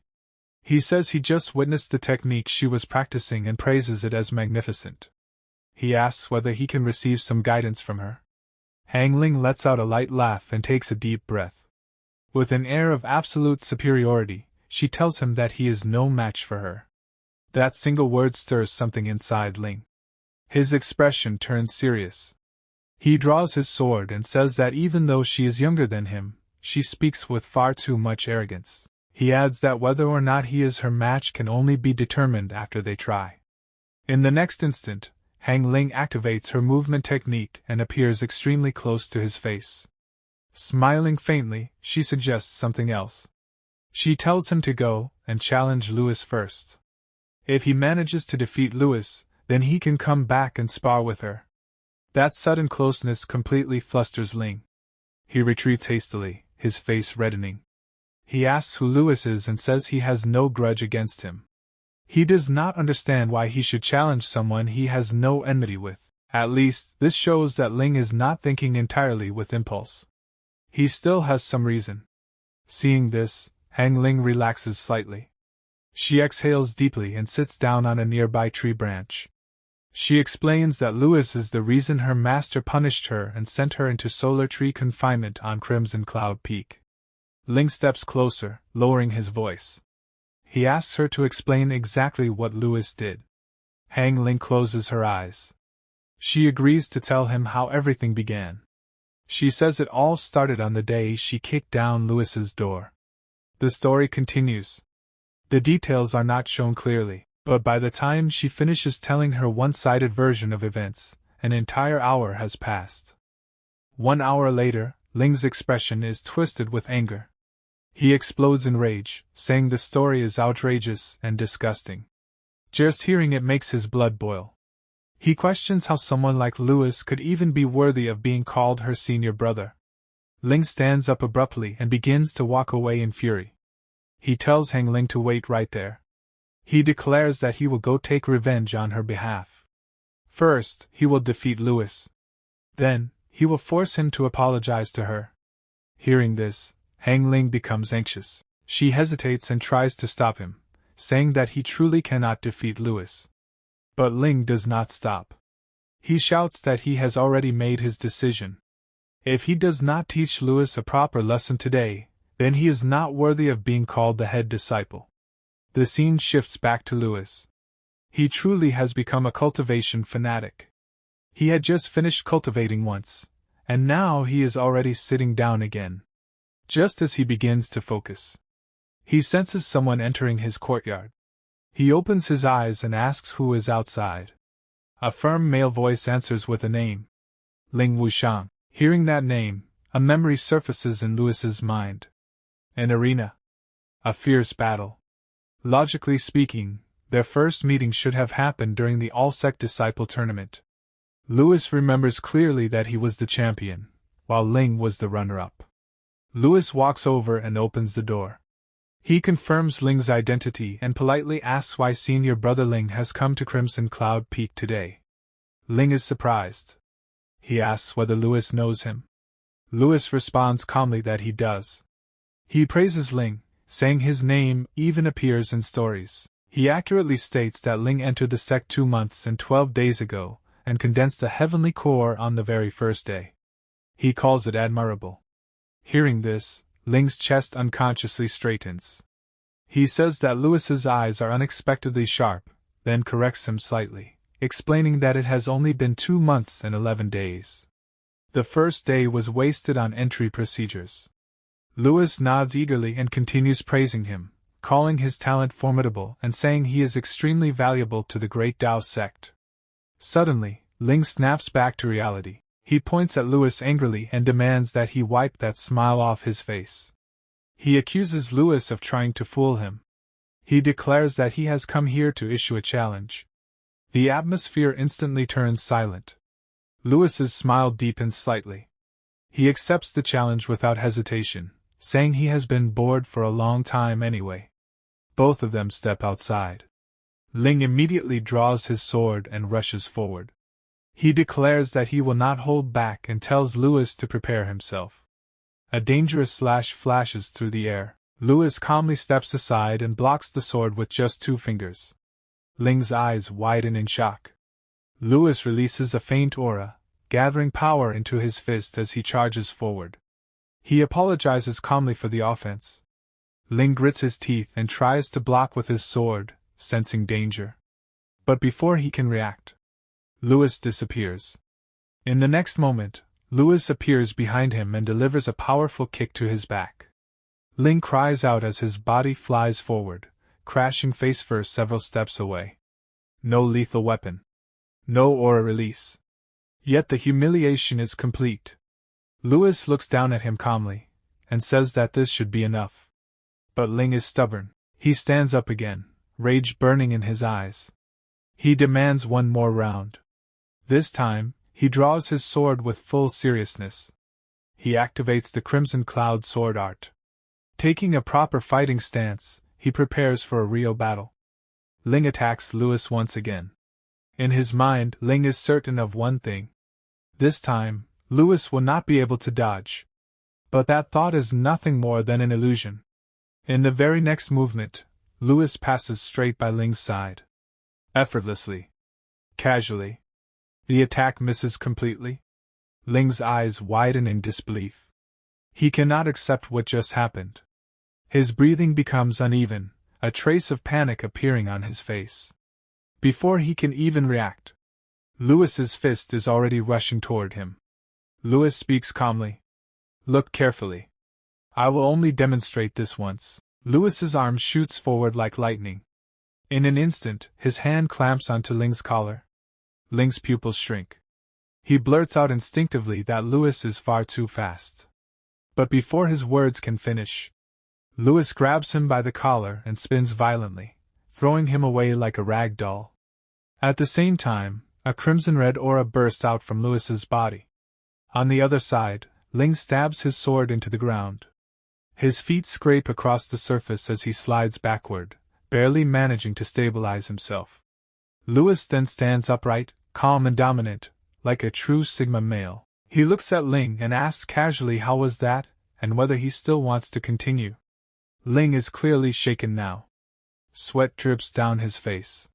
His voice trembles slightly as he admits that in terms of skill, he is inferior, but his comprehension ability is strong. Louis tilts his head slightly. Oh? What does senior brother mean? Ling suddenly launches another attack. He shouts that he has already comprehended the second form of the Qixia sword art. His sword slashes forward, tearing through the ground as the attack surges toward Louis at terrifying speed. Cracks spread across the earth. Dust flies everywhere. Yet Louis remains standing calmly. He simply watches the attack approach. Then, in a serious tone, he speaks. Senior brother indeed has good perception. In the next moment, Louis swings his hand like a blade. His palm cuts through the air. The incoming sword attack is shattered instantly. Completely destroyed. Seeing his strongest move erased so casually, Ling is utterly shocked. Cold sweat pours from his body. His eyes remain wide open. He cannot say a single word. Louis lowers his head slightly. He extends his hand forward in greeting and asks whether they can end it here. Ling takes a deep breath. He bows his head and returns the greeting. He admits his defeat. He acknowledges that Louis is far stronger, and says that Louis's future achievements will inevitably surpass his own. Louis smiles faintly. He tells Ling not to worry. In the future, if anyone asks, he will say that he fought senior brother for 10 rounds and barely achieved a narrow victory. Hearing this, Ling laughs loudly. He praises Louis as a good person and says he will remember him. He then turns around to leave, bidding farewell and saying they will meet again. Just as Ling is walking away, Chu Ling suddenly runs over in a hurry. She is here to see Louis. She calls out happily, saying that senior brother has finally come out. Ling turns his head toward her. Inside his mind, a thought appears. Are there really so many beauties on Bailing Peak? Louis, however, has no intention of meeting Chu Ling. Without hesitation, he shuts his door.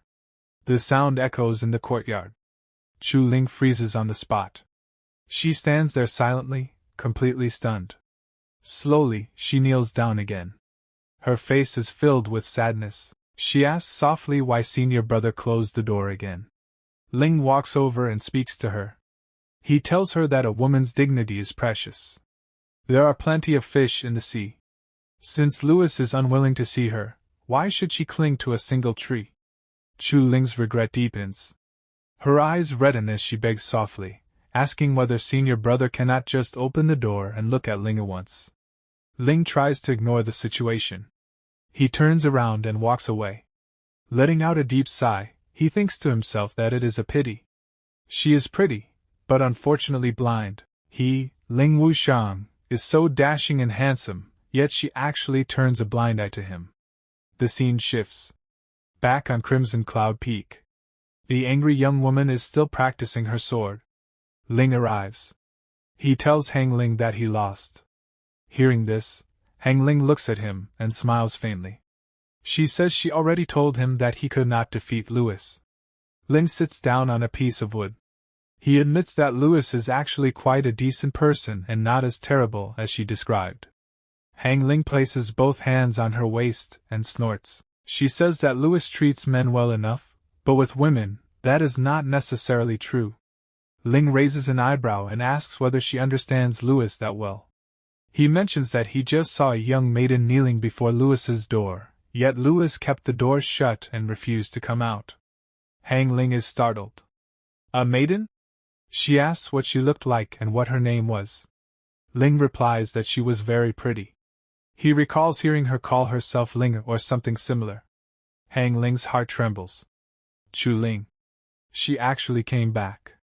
Her thoughts become chaotic. She wonders how this should be handled. She tells herself not to be jealous. Why would she be jealous?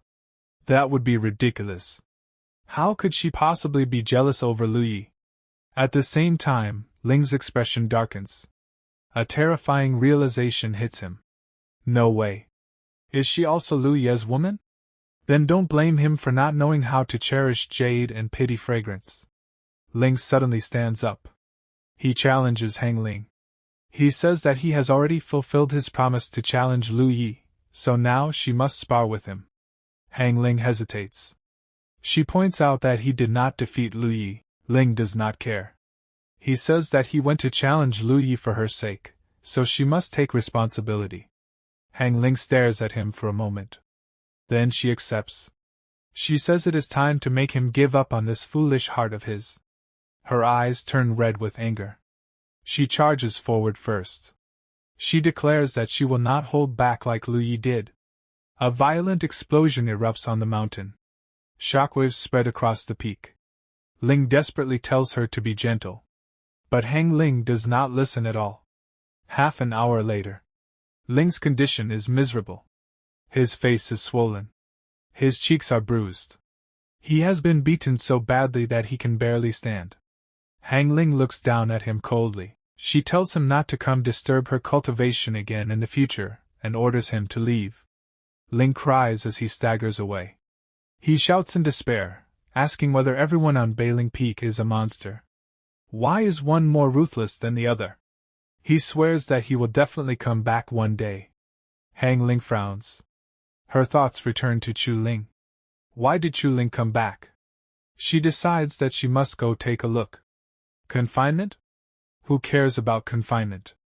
Meanwhile, back at Bailing Peak, Chu Ling is still kneeling outside Louis's room. Her body is trembling. Her regret is overwhelming. She keeps apologizing softly, saying it was Linger's fault and that Linger was wrong. Her voice grows weaker. Due to hunger and thirst, her strength finally gives out. She collapses against the doorframe. The impact causes the door to open. Chu Ling looks inside anxiously and calls out to her senior brother. But when she looks into the room, it is empty. Her heart sinks. Her face turns pale as she whispers in shock. Senior brother is missing. The chapter begins with Hong Ling arriving to meet Chu Ling. Chu Ling is slightly surprised when she sees Hong Ling standing there. Hong Ling speaks in a very harsh tone and says, Lu Yi has already left. So why are you still kneeling here? He is not coming back. But Chu Ling is drowning in guilt. Tears of regret continuously fall from her eyes. She turns toward Hong Ling and says, Even if the young master is not in the sect right now, I will continue kneeling here until the day he returns. Hong Ling becomes angry. She grabs Chu Ling's hand and tries to pull her up, saying, You should stop kneeling and stand up. We are female cultivators. We have dignity too. Why are you humiliating yourself like this? But Chu Ling shakes off Hong Ling's hand and cries, Sister Hong Ling, I was wrong. I made a huge mistake. I poisoned the young master. This punishment is what I deserve. Just then, Master Bai arrives. As soon as she comes, she speaks gently to Chu Ling. What happened is already in the past. From now on, we should start anew. You shouldn't keep blaming yourself. But Chu Ling still cannot let go of the past. She firmly shakes her head and says, A heavenly rigidity poison can never be completely cleared. A part of it will remain inside his body forever. Curing it is extremely difficult. When Hong Ling and Master Bai hear this, both of them are shocked. Hong Ling asks in disbelief, You mean, the heavenly poison is still inside Lu Ye's body? And it will remain there permanently? She is confused. Master Bai then speaks again, mentioning the perfect returning origin pill. The moment Chu Ling hears about that pill, her regret deepens even further. More tears fall from her eyes as she says, So that means Lu Yi didn't intentionally take the perfect returning origin pill. It was because the heavenly rigidity poison flared up and consumed its power. Hearing this, Hong Ling's eyes also fill with tears. She lowers her head and apologizes softly. Senior brother, I'm sorry. Master Bai sighs deeply and says, How wrong we all were about Lu Yi. But where exactly are you now? Scene shift. The scene shifts to the back mountains of the great Taoist sect. There, Lu Yi is cultivating calmly and peacefully. His mind is focused only on self-improvement, not on women. This time, he will not make the same mistakes again. His only focus is cultivation. Through the system, Lu Yi is monitoring the 3 female leads. The system says, Master, they are all waiting for you to return. Lu Yi replies coldly, Let them be. It's quiet here. I'll cultivate here. I've figured it out now. Women, one after another, are all stumbling blocks on my path to the Tao. Our main character is finally on the right path. Straightforward. No distractions. But the system is restless and asks, How long does Master plan to stay here? Lu Yi ignores it. Golden energy bursts out from his body as he smiles and says, Before the December disciple competition starts, I will reach the 13th layer of the Origin Core realm and gain qualification to enter the Great Tao Treasure Pavilion. 3 months later. 3 months pass. The disciple competition is about to begin. Numerous disciples fly toward the arena on their swords. Someone announces, The Order Peak Master of all peaks leads the 92nd generation disciples to gather at the Great Tao Terrace. Lu Yi also flies toward Belan Peak, his face filled with confidence. But suddenly, he stops. His eyes land on 3 figures. They are none other than Hong Ling, Chu Ling, and Master Bai. Lu Yi falls silent. At that moment, Chu Ling turns around. Her eyes meet Lu Ye's. Young master! she calls out. Lu Yi gives no response. Suddenly, Hong Ling runs toward him and apologizes. Senior brother. I'm sorry. Chu Ling also rushes over, trying to apologize. Master Bai calls out, asking Lu Yi to stop. The commotion draws everyone's attention. The disciples whisper in shock. What is going on? Two stunning beauties are apologizing to one man at the same time? The chatter irritates Lu Yi. His expression turns cold as he says firmly, Get lost. The disciples are completely stunned. He actually told 3 goddesses to get lost? Lu Yi looks like a total badass. Hong Ling clenches her fists, furious. She turns around and says, If you want me gone, then fine. I'll get lost. She leaves. Master Bai also turns away, clearly upset. I'm tired. That's why I'm leaving. She cannot believe how bold Lu Yi has become. Only Chu Ling remains. She steps forward and says softly, Young master. But before she can finish, a group of disciples kneel before Lu Yi, bowing deeply. Hero! A model for our generation! Please accept our bow! They finally understand. Ignore women, move forward, cultivate hard. Suddenly, a powerful voice echoes. Everyone take your places. All disciples move toward the arena. Another announcement follows. Next, please welcome the Vice Sect Master. An old man enters the arena. Half bald, wearing round glasses, full of authority. He begins his long speech about the Tao. Lu Yi yawns lazily and mutters, Even the bureaucratic tone is exactly the same as my past life. I should have arrived later. Finally, the Vice Sect Master announces. The competition follows a single elimination format. Go all out.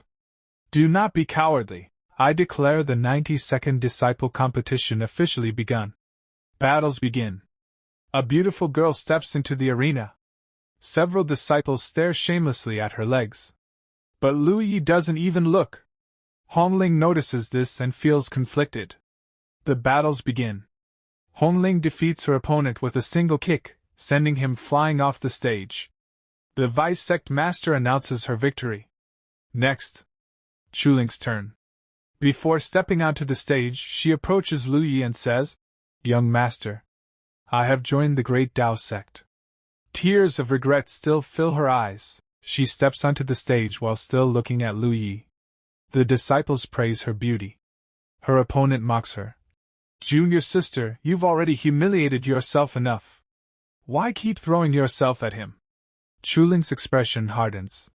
She replies firmly, Thank you for your concern, senior sister.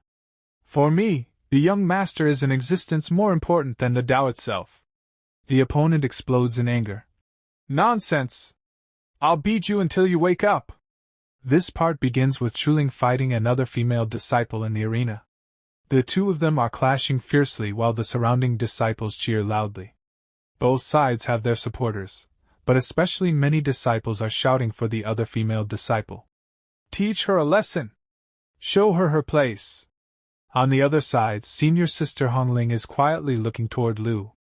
She starts thinking to herself, although this Lu is a little handsome, there are no fewer than 10 men in the Great Tao sect more handsome than him. So how exactly did this little girl fall for him so deeply? It's truly baffling. Meanwhile, the female disciple activates her technique. Spiritual energy surges around her as multiple clones appear, surrounding Chu Ling from all sides. She begins pushing Chu Ling back. Junior sister, if you don't wake up soon, don't blame me if I accidentally hurt you as your senior sister. But suddenly, Chu Ling's eyes sharpen. In the next instant, she unleashes her own technique. With one swift motion, she destroys several of the clones in a flash. Her sword moves like lightning, cutting through illusions instantly. Before anyone can react, she appears in front of the female disciple, her blade stopping just inches away from her neck. The entire arena falls silent. Fear clearly appears on the female disciple's face. Chu Ling calmly says, Thank you for your concern, senior sister. Then she slowly withdraws her sword and politely adds, I accept your concession. And just like that, Chu Ling of Blazing Peak wins. A bright glow appears on her face as she turns toward Lu with a smile. Young master, I won! But Lu gives no response. All the disciples turn to look at him. He still hasn't melted. He knows exactly what he needs to do. He doesn't plan to get distracted by girls. Without even looking back, he walks toward the stage because the next match is his. Everyone is shocked by his attitude. The disciples start whispering among themselves. He doesn't know how to cherish jade and pity fragrance at all. Soon, the next match is announced, Lu versus Gujing. A large number of disciples cheer for Gujing, wishing him good luck. They want him to defeat Lu. They hope he will crush Lu's ruthless attitude and teach him a proper lesson, so Junior Sister can finally see what kind of trash he really is. Lu looks seriously at Gujing and thinks, I don't seem to have any impression of this name. Without wasting time, Gujing charges forward and loudly declares, Today, I'll teach you a lesson on behalf of everyone. But Lu's expression turns cold. He watches the attack coming toward him. He clenches his fist. Spiritual energy gathers instantly, forming a spiritual fist. Boom! With one punch, he shatters Gujing's sword. The impact sends Gujing flying off the stage. Silence. Then Lu calmly says, I accept your concession. The old master watching from above slightly smiles. This generation has produced some excellent seedlings. Another elder nods. Indeed. Those from Blazing Peak are especially outstanding. The old man continues. Sect leader Hong Ling and Chuling. I didn't expect Junior Sister Bai to be not only skilled in cultivation herself, but also so formidable in teaching disciples. They are excellent, certainly. But their emotions are also too abundant. If those two girls run into love, they may not necessarily have the mind to compete. Then his gaze shifts toward senior brother. If this continues, I'm afraid my great Tao sect will turn into the Jealous Union sect. After that, many battles take place. In every round, the same three characters continue to win. Chuling advances easily. Hong Ling also advances. Next match, Lu of Blazing Peak versus Li Jimin of One Dao Peak. Li Jimin activates his technique and creates a turtle spirit shield around himself. The defensive power is extremely strong. He reinforces it further, making it even thicker. But Lu charges forward immediately. Without hesitation, he throws a punch at the shield. Crack! With terrifying force, he shatters the defense completely. Li Jimin is stunned as his powerful shield breaks apart like glass. He falls heavily to the ground, unable to believe that his defense was destroyed so easily. After defeating him, Lu calmly says, Thank you. Now Lu slowly steps higher through the rounds. His next opponent is Hong Ling. Hong Ling stares at him carefully.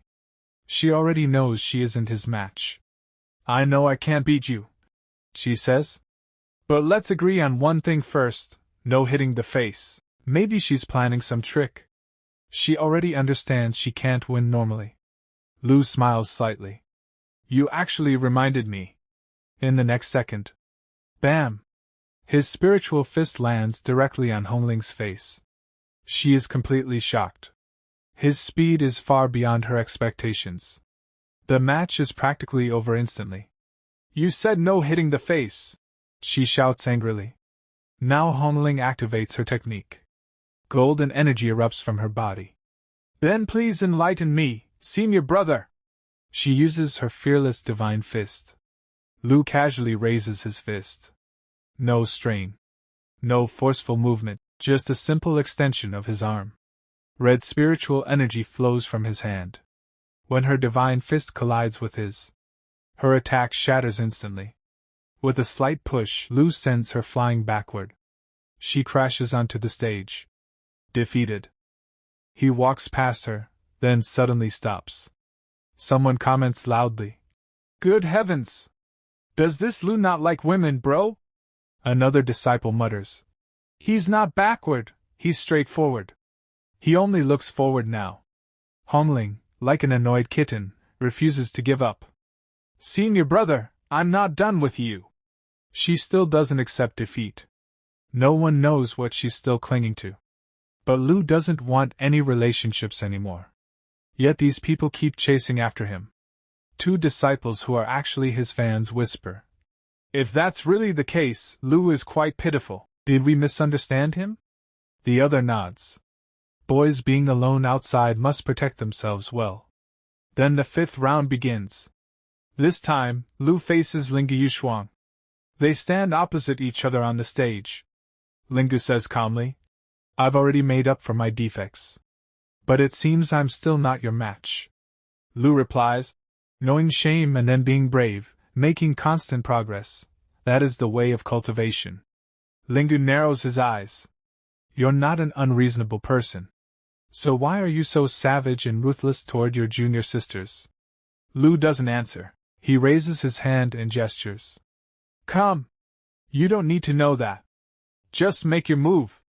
Lingu becomes angry.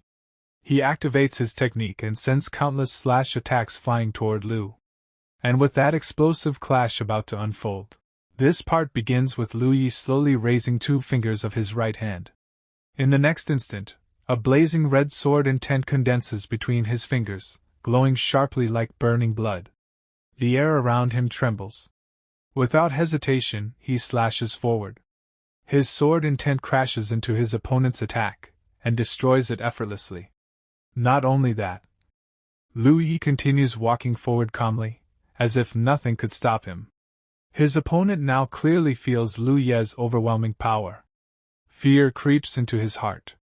His grip tightens, but his confidence is already gone. Lu Yi smirks slightly and says, Senior brother Lingu, do you still want to continue? A faint smile appears on his face, confident, almost teasing. The very next second, Lingu's sword slips from his hand and falls onto the arena stage with a loud clang.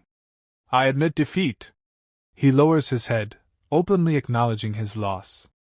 Lu Yi brings his hands together in front of him in a respectful greeting gesture. Thank you for letting me win. The entire arena goes silent.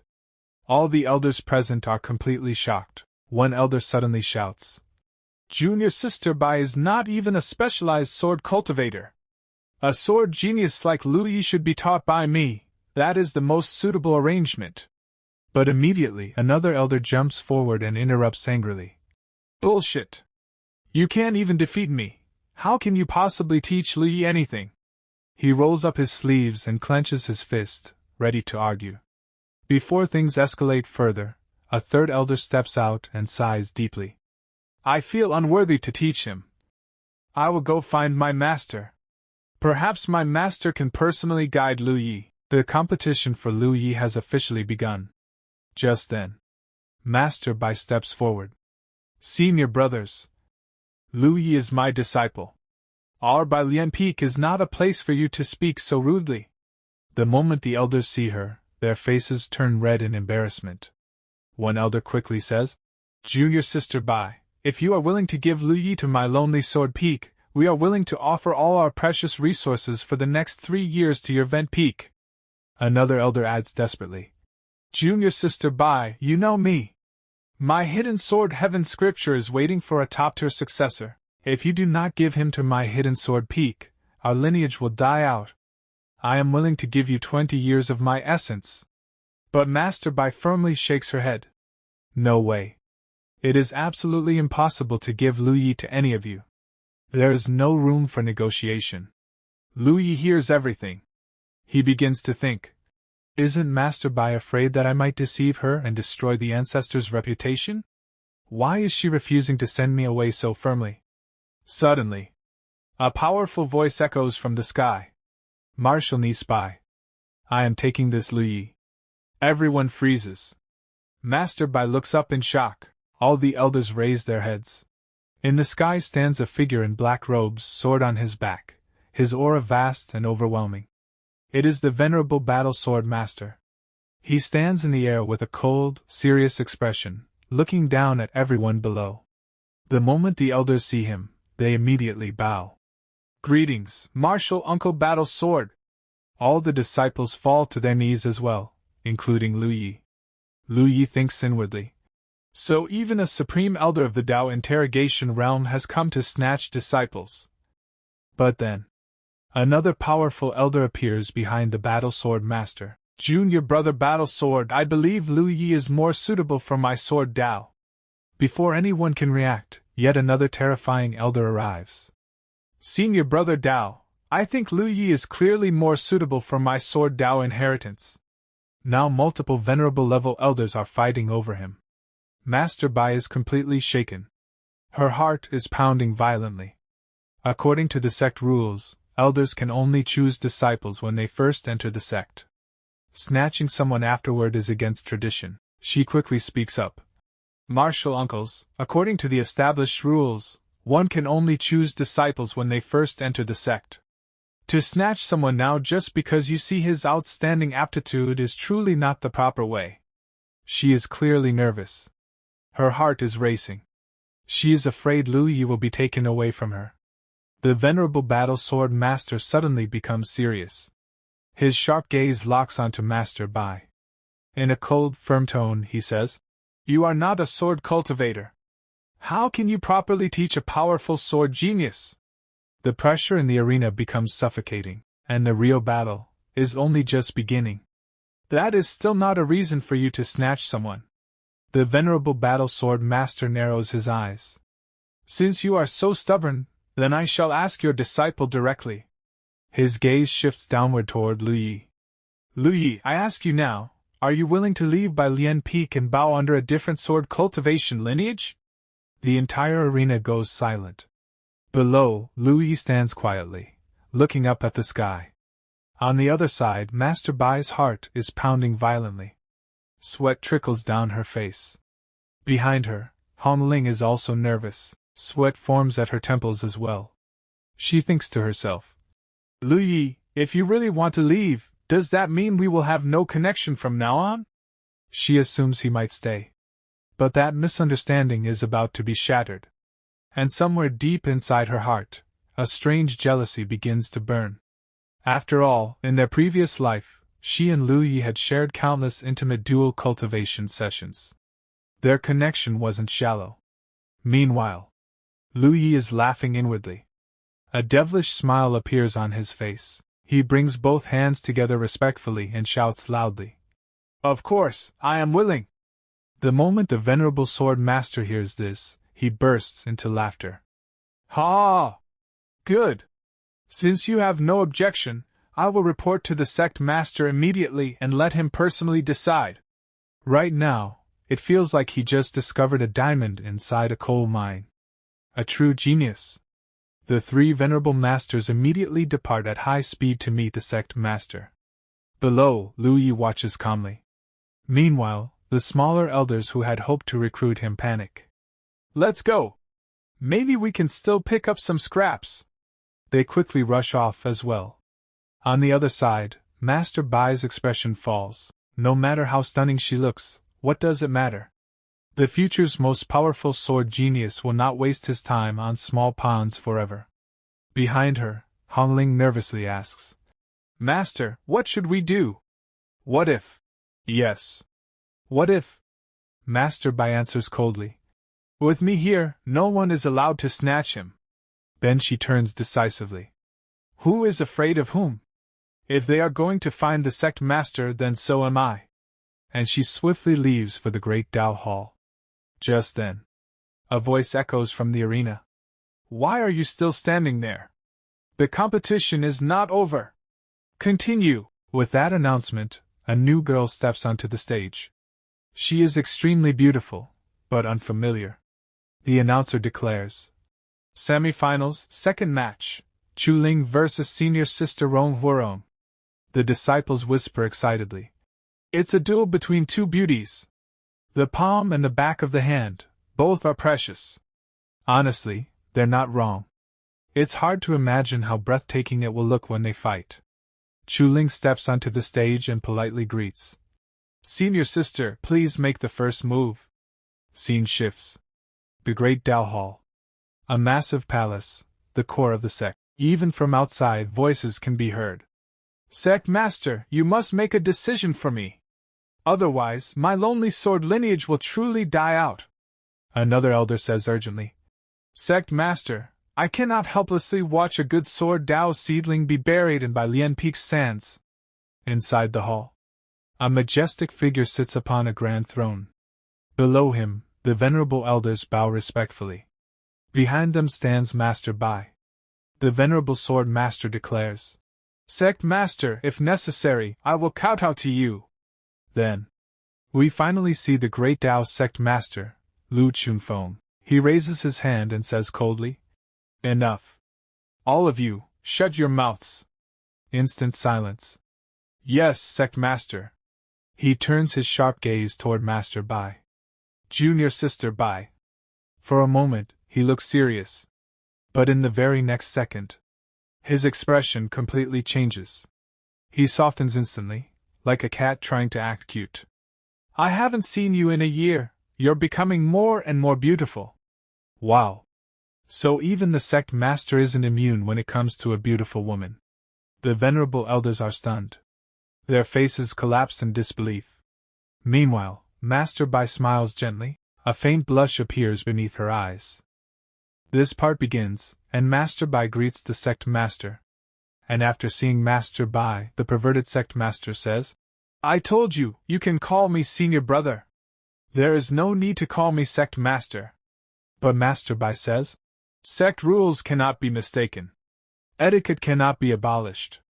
Then from the other side the perverted sect master says, all right. Calling me sect master is fine too then. Junior sister Bai, what do you think of this matter?" Then Master Bai says from the front, "I absolutely will not allow Lu Yi to leave Baiyan Peak. This does not conform to the sect rules, nor does it conform to etiquette." After hearing her words, a martial uncle says, "Bai Yunlan, you are a spell cultivator. Do not lead disciples astray." Then Master Bai smiles and says, "Spells I can teach. Sword I can also teach. If the three martial uncles do not believe me, then the sect master can allow me to fight a short battle against the three martial uncles. If I win, Lu Yi will be a person of Baiyan Peak." After hearing her words, a martial uncle looks at her and says, Good. This martial uncle won't bully you either. I will seal my own cultivation and fight you with sword at the same void refining realm. If you lose, then let Lu Yi choose for himself." And Master Bai also becomes ready. Then she quickly starts walking toward the arena and says, "I will absolutely not lose. If you want Lu Yi, come fight me in the sky." Behind her, the martial uncle also starts going and says, "Fine." For the sake of a successor, this old man is not afraid of bearing the infamy of bullying the small. And on the other side, the perverted sect master tells Master Bai to stop, but she has already left, so he says to the martial uncle, "Martial Uncle Lonely Sword, you must absolutely not hurt junior sister Bai." Then in the sky, Master Bai summons a spiritual sword, which appears above her. And she also pulls out her own sword. At that moment, Chu Ling notices that spiritual sword and starts looking toward the sky. Then she says, "The Divine Sword Master has made her move." And as soon as the martial uncle sees Master Bai's power, he becomes completely shocked and says, "Junior sister Bai, how is it possible?" Then she says, "Martial uncle, be careful." Then she lowers her finger, and because of that her divine sword also starts descending downward. To block that attack, the martial uncle also sends his sword forward to block it and says, "Then this martial uncle won't hold back." And both of their swords clash with each other. The martial uncle is using his lonely sword strike to block the attack. But the next moment his spiritual sword starts breaking, and it shatters into pieces. The martial uncle loses. Blood comes out of his mouth, and he also becomes injured. Then Master Bai looks with a serious gaze and says, "Martial uncle, you have lost." Then she announces and gestures with her hand, "Please, next martial uncle, enlighten me." Then the second martial uncle comes in front of her and says, "Forget it. The sword Dao you just displayed proves you have the ability to teach Lu Yi. Since that's the case, it's not good for us to still snatch someone else's treasure." He accepts defeat. And the third martial uncle also says, "Not bad. I mean the same." After hearing their words, Master Bai brings both her hands together in greeting and says, "Thank you to the martial uncles." Then she comes down. where the perverted sect master is waiting for her. Then he says, "Junior Sister Bai, are you alright?" "Junior Sister Bai, the sword technique you used just now does not belong to the Great Tao sect, right?" In reply she says, "Obtained by chance. It indeed does not belong to the Great Tao sect."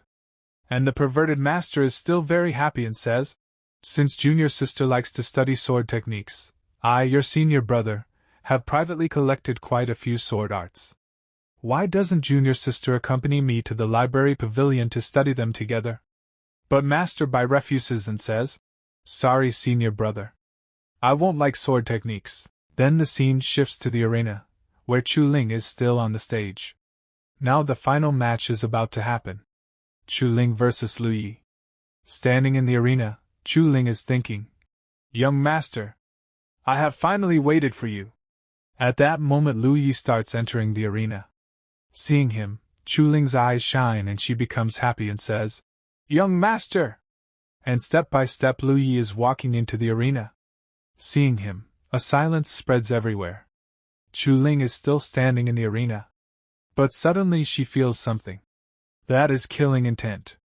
Killing intent is coming out from Lu Yi's eyes, and she starts thinking, "Young master, do you really want to kill me?" And the crowd is cheering loudly. They are shouting, "Beat him!" Everyone hates Lu Yi. They are saying, "Destroy this comeback. I have found Lu Yi an eyesore for a long time." Then Chu Ling suddenly drops to her knees and says, "Young master, do it." She becomes ready to die. But Lu Yi is looking at her with hateful eyes. He stays silent. And when the disciples see that Chu Ling has already knelt down, everyone becomes shocked. They say, "Why is it like this? How much money did she take from Lu Yi?" Another one says, "Is this woman crazy? She is simply 1,000 times more of a simp than I am." Then finally Lu Yi says, "You and I currently have no affection. I won't kill you. Stay away from me, alright?" The man knows what he has to do. Stay away from women. But Chu Ling's eyes are full of tears of regret. She is crying and saying, "No. Young master, you can kill me, but I will absolutely not leave young master." But at that moment Lu Yi suddenly slaps her hard on the face. And staring at her he says, "Bastard psycho." This part begins with the announcement that the winner of the match is Lu Yi. With that announcement, it becomes official that Lu Yi has won the match. After that, the vice sect master gives Lu Yi a token and says, "Take this token and go to the Great Tao Treasure Pavilion. With it you can enter and collect your reward." Lu Yi politely accepts the token and respectfully says, "Thank you." But at that moment, Lu Yi suddenly feels a chilling sensation in the air. He immediately looks ahead, trying to figure out where this cold aura is coming from. Soon he realizes something surprising. The chilling aura is coming from Master Bai and her senior sister. In fact, the one releasing this powerful cold sensation is Master Bai herself, and Lu Yi quickly notices it. Lu Yi thinks to himself, "When did Master Bai become this strong?" Then Master Bai's senior sister speaks and says, "You can even defeat someone in the Tao integration realm. I feel like you're hiding a lot of things from me right now." She is clearly confused and wants to understand what is happening. Then she continues, "Are you still the same good sister I knew, or have you changed? Tell me the truth. Confess." Hearing this, Master Bai hesitates and cannot explain anything. But her senior sister notices something strange. Master Bai's face is blushing, and her cheeks are slightly red. Seeing this, her senior sister says, "I noticed something. You seem even more seductive than before. Good heavens, what exactly is going on? What are you hiding behind my back?" Master Bai quickly hides her expression and covers her blushing face. She replies, "Good heavens, it's nothing like that." She does not tell the truth. But deep inside she already knows something important. The chaos-ine poison inside her body has appeared earlier than expected. She has also noticed this change. That is probably why her seductive aura has become stronger. Then, as her senior sister gently places a hand on Master Bai's shoulder, she suddenly feels something strange. Her senior sister asks, "What exactly is wrong with you? But the moment she touches Master Bai, she feels a very unusual sensation.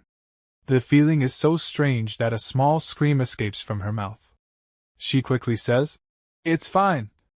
I'm okay." But right after that, Master Bai suddenly disappears. Before leaving, she says she has something urgent to deal with, so she must leave first. As soon as she vanishes, her senior sister stands there completely confused and shocked. Meanwhile, on the other side, Lu Yi watches everything with a faint smile. Inside his mind, he thinks, "My dear master, this is the chaos-ine poison. I hope you can rely on your own strength to suppress it while I eventually turn this poison into nothing." Lu Yi shows a strange confidence. After that, the scene shifts to the Great Tao Treasure Pavilion. Step by step, Lu Yi climbs the stairs and approaches the pavilion. When he reaches the entrance, he shows the reward token to the gatekeeper. The elder at the pavilion looks at him and asks, "You are this time's champion?" Then he continues, "Your name is Lu Yi, correct? If that's the case, please come in." Lu Yi enters the pavilion. Inside, another elder explains, "The higher you go in this pavilion, the better treasures you will find. However, you can only choose 3 treasures, and they must be from the 7th floor or below." After hearing this, Lu Yi smiles strangely.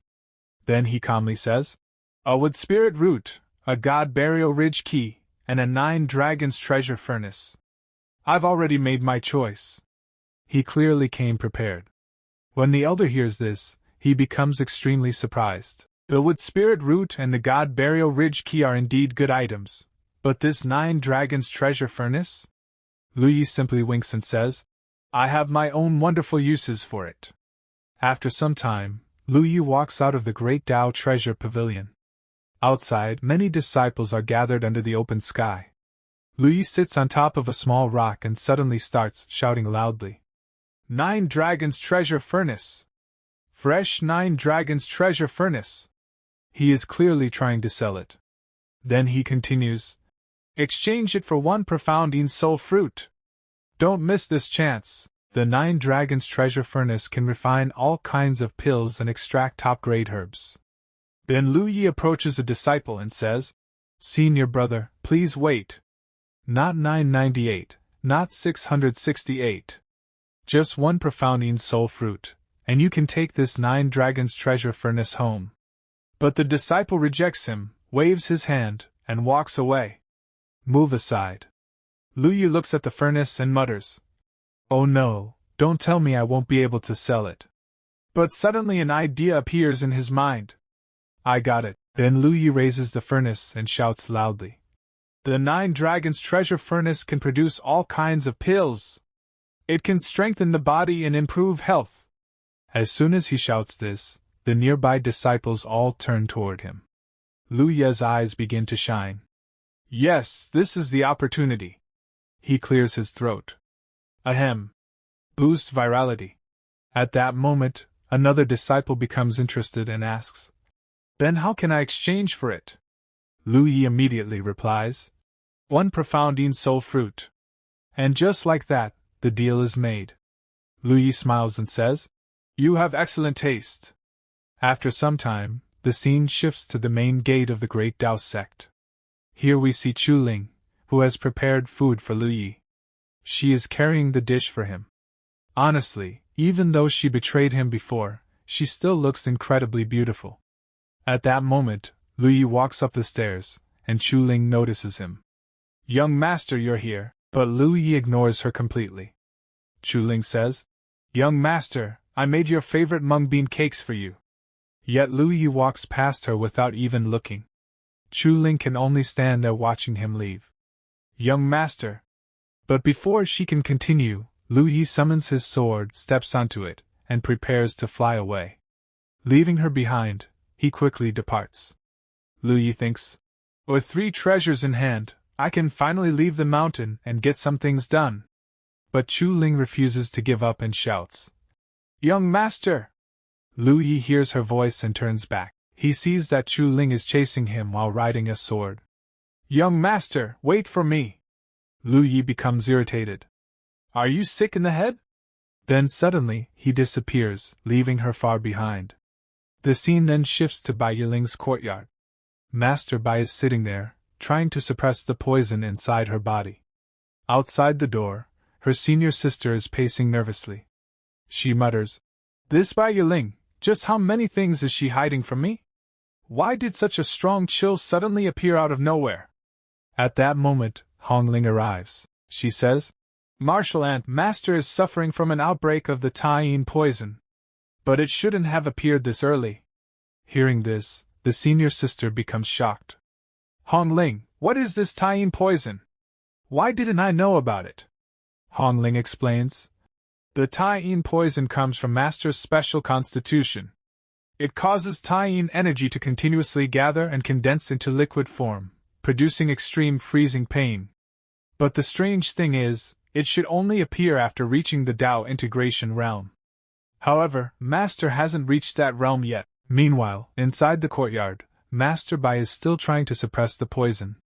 She thinks, "Why is it that even though I use the Divine Saint Transformation scripture, I still cannot completely dispel the chaos-yin poison like I did in my previous life?" Then she remembers Lu Yi. And she wonders, could it be that I still cannot break free from my reliance on Lu Yi? This part begins, and we see that screams are coming from Master Bai's room. Hearing her screams, both the senior sister and Hong Ling are shocked. Then we see the scene inside, where Master Bai is sitting, and she has finally eliminated every last drop of yin poison inside her body. It has completely disappeared, and because of that, she is taking deep breaths. But at that moment, the senior sister opens the door and walks in. At the same time, she congratulates her junior sister, saying that she has achieved a breakthrough, and that too into the Tao interrogation realm. Then she quickly walks over, places her hand on Master Bai's shoulder, and asks how she is feeling right now. In response, Master Bai says that she feels rested and assured, and that she is already fine. Then the senior sister says that the cold chi must have entered her body, and because of that, her chi and blood must have weakened. She continues, saying that she is already in the Tao interrogation realm, yet her pulse is still like this, and she is still saying she is fine. At that moment, Hong Ling also enters the room. Master Bai then tells her senior sister that it is just a small matter and starts moving forward. Then she asks Hong Ling about Lu Yi, asking where he is right now. In response, Hong Ling says that after getting first place, senior brother disappeared. He should have left the sect to go out and gain experience. Hearing this, Master Bai immediately understands where Lu Yi might have gone. She says that he is probably in the God Burial Ridge. Hong Ling replies that it should be so. Then Master Bai says that they should go and check once. Hong Ling responds by saying, "How about you go, Master?" Meanwhile, the senior sister, who is standing on the side, is extremely confused. She starts thinking, wait, how do they know where Lu Yi went to train, and also what is this God Burial Ridge? Why do I know nothing about it? Someone please explain everything to her, she has been confused for a long time. But neither of them is in the mood to answer her. They quickly leave to find Lu Yi. Now the senior sister also starts following behind them. She says, "Damn you, Bai Qian! I treated you as my best friend, yet you treat me like this. What exactly are you hiding from me?" Master Bai turns back, smiles, and says, "We were wondering whether you would follow us." Hearing this, the senior sister puffs up her cheeks and says, "Bullshit! With my personality as your senior sister, how could I not follow?" Then she says to Hong Ling, "You, Hong Ling, you look absent-minded. You must be hiding something from me, right?" But Hong Ling clearly denies it, although she hesitates a little, and says that she was just wondering how much longer it will take for them to arrive.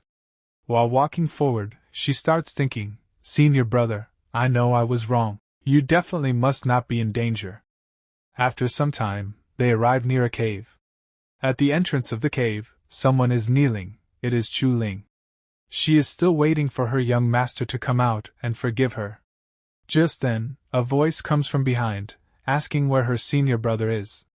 As soon as Chu Ling sees them, she greets them first and says that he is still inside.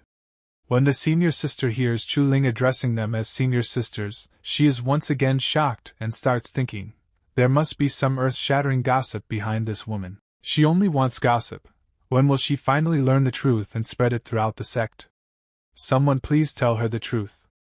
Anyway, Chu Ling says that to reply to Sister Yi, young master has already entered the God Burial Ridge, and she is here acting as his Dharma protector. Hong Ling says that she is a bit worried, and that they should go inside the God Burial Ridge and take a look. In response, Chu Ling asks what she is worried about. Then Hong Ling leans close to her ear and says, "What you have done, I have done as well." Hearing this, Chu Ling is completely shocked and unable to react. Then she says, "You also poisoned him? What poison did you use?"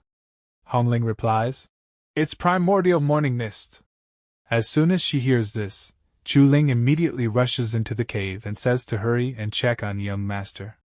Now the senior sister also starts following them, thinking, God Burial Ridge, Een Poison, Primordial Morning Mist, why can't my vocabulary keep up? As she runs inside the cave, her foot suddenly hits something. When she looks down, she sees a huge insect-like creature, but it is dead. Seeing it, she is shocked and asks what it is. From inside, Chu Ling says not to be afraid, these are all corpse beetles killed by young master, and there is no danger. We then see that Lu Yi has killed a large number of beetles. Seeing all this, the senior sister starts thinking, these corpse beetles are all at the sentient intent realm, while Lu Yi is only at the origin core realm. Doesn't anyone find this strange? As Chu Ling moves further inside, she sees that the formation inside has already been broken by young master, and everyone can enter safely. Then we are shown the inside scene, where there are huge statues, and beneath them, Lu Yi is sitting and cultivating. As soon as Chu Ling sees him, she shouts, "Young master!" At the same time, Hong Ling starts thinking, fortunately, the primordial morning mist has not erupted yet. But then we see Lu Yi clenching his fist tightly, veins appearing on his arm. The poison mist starts entering his body, causing him pain. Sweat begins to drip from his face. Hong Ling suddenly shouts, "Not good! The primordial morning mist followed us here!" Immediately, Chu Ling jumps forward to save Lu Yi, extremely anxious. But at that moment, Lu Yi opens his eyes, and strange veins appear across his face. Hong Ling says, "Senior brother, this is primordial morning mist. You won't be able to withstand it.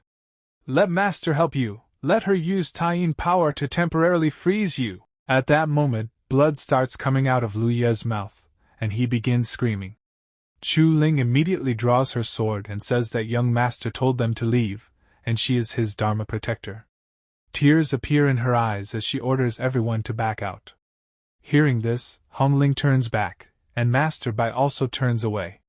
Hong Ling says, "Fine, leave then, it's not like I care." Master Bai says, "Let's go.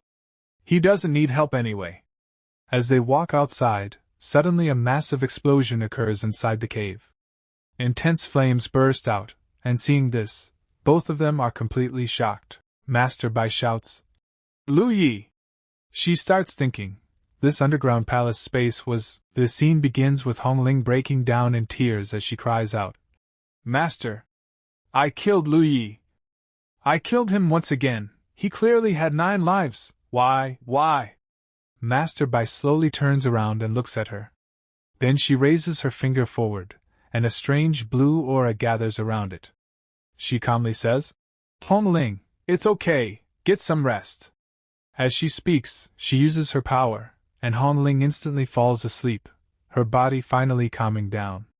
Holding Hong Ling in her arms, Master Bai sits there quietly, her expression turning heavy as she thinks to herself, "Lu Yi, exactly how much pain are you enduring?" At that moment, senior sister arrives behind her and softly asks, "How about we go in and take a look?" Master Bai closes her eyes and replies, "Let's wait a little longer." 2 hours later, a strong purple aura is still surging out of the cave. Master Bai slowly walks toward it and mutters, "Setting infinite. Lu Yi has broken through. I'll go take a look." With that, she steps inside the cave. The moment she enters, broken stones are scattered everywhere, and a dense aura fills the surroundings. After walking a bit further, she finally sees Lu Yi. He is sitting on the ground in a half-conscious state, his body releasing an intense purple energy that pulses continuously. Seeing his condition, Master Bai asks, "Lu Yi, how are you?" Lu Yi slowly opens one eye. His face is drenched in sweat, and he takes a deep breath before replying, "I'm fine. Master, may I ask, what poison did you inflict on me?" Master Bai goes silent for a moment, then says, "The poison I inflicted on you is called the Tai-in marrow bug. It can." But before she can finish, Lu Yi raises his hand and stops her. "Every time I break through, a new poison emerges. Master, what number are you, among those who poison me?" Master Bai hesitates and says, I am not too sure either."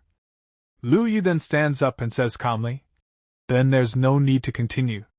I'm going back." He walks past her and adds, "Master must have already broken through to the Tao integration realm. Then the chaos poison should have stabilized your condition by now, right?" He lets out a faint laugh as he walks away. Then he turns back once more and says, "That kind of pain, you should now understand." After saying that, he leaves. Master Bai just stands there, watching him walk out of the cave, her face filled with tension and uneasiness. The scene shifts. Hong Ling suddenly wakes up and screams, "Senior brother!" She sits up in panic and immediately asks, "How is senior brother? How is he?" At that moment, Master Bai arrives and says, "Hong Ling, don't worry too much. He is already fine." But Hong Ling looks confused and says, "Really? Have 7 days already passed? The primordial morning mist takes 7 days to dissipate." Master Bai replies, "Only 1 day has passed. But judging from how calm Lu Ye's reaction is, he should be fine." She places her hand on Hong Ling's shoulder and continues, "Forget about Lu Yi. The ancient heaven's chosen battlefield will open in half a year. You will be able to see Feng Wuxie then." Hearing Feng Wuxie's name, Hong Ling is stunned. She thinks to herself, "Feng Wuxie, right, how could I have almost forgotten about him?" But suddenly she stands up and says, "No! I have to watch over senior brother." And she rushes out immediately.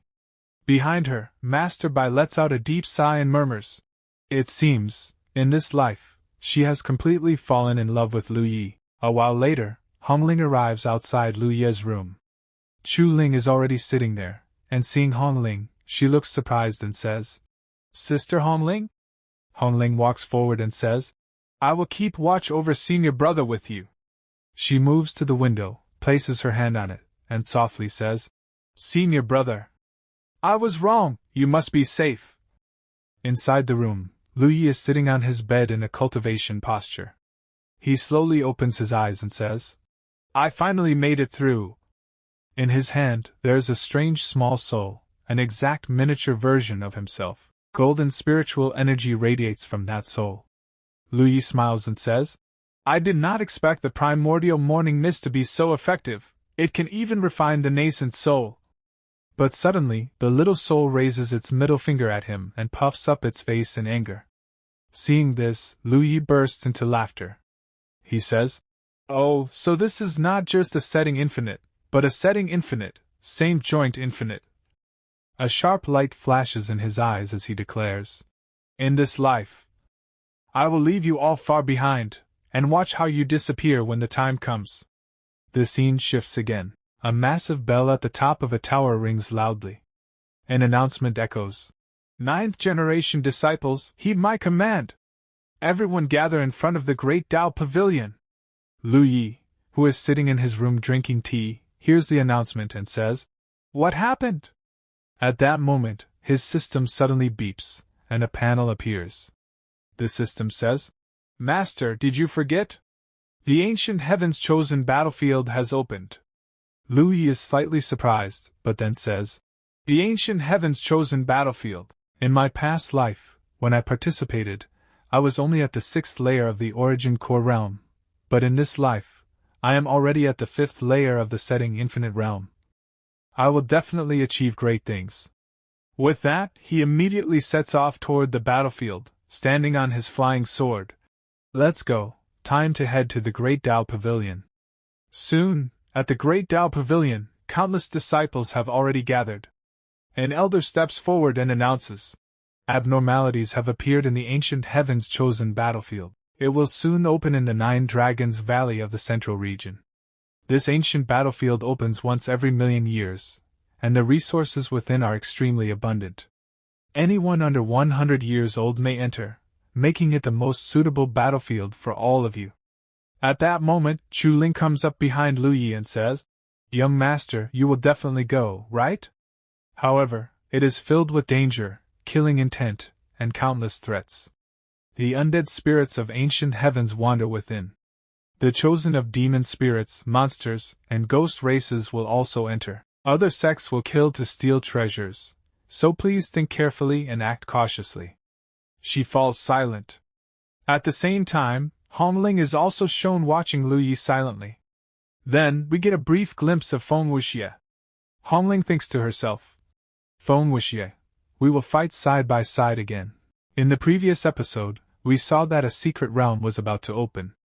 As mentioned earlier, it was supposed to open after some time, but now very little time is left before it actually opens.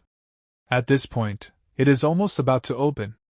Everyone here is already prepared to head toward the place where it will appear. Now, the graded setup is ready, and from it, a flagship arrives carrying people toward that location. Our Louis is the first one to go up.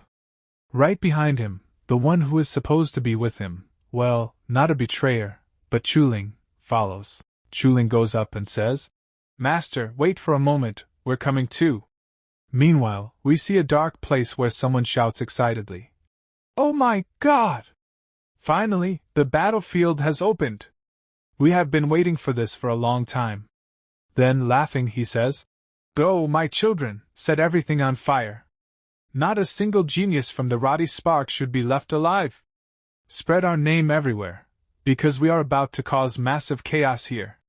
These are all demons. On the other side, we see the monster race. Their greatest leader appears and says, Finally, the battlefield, the secret realm, is about to open.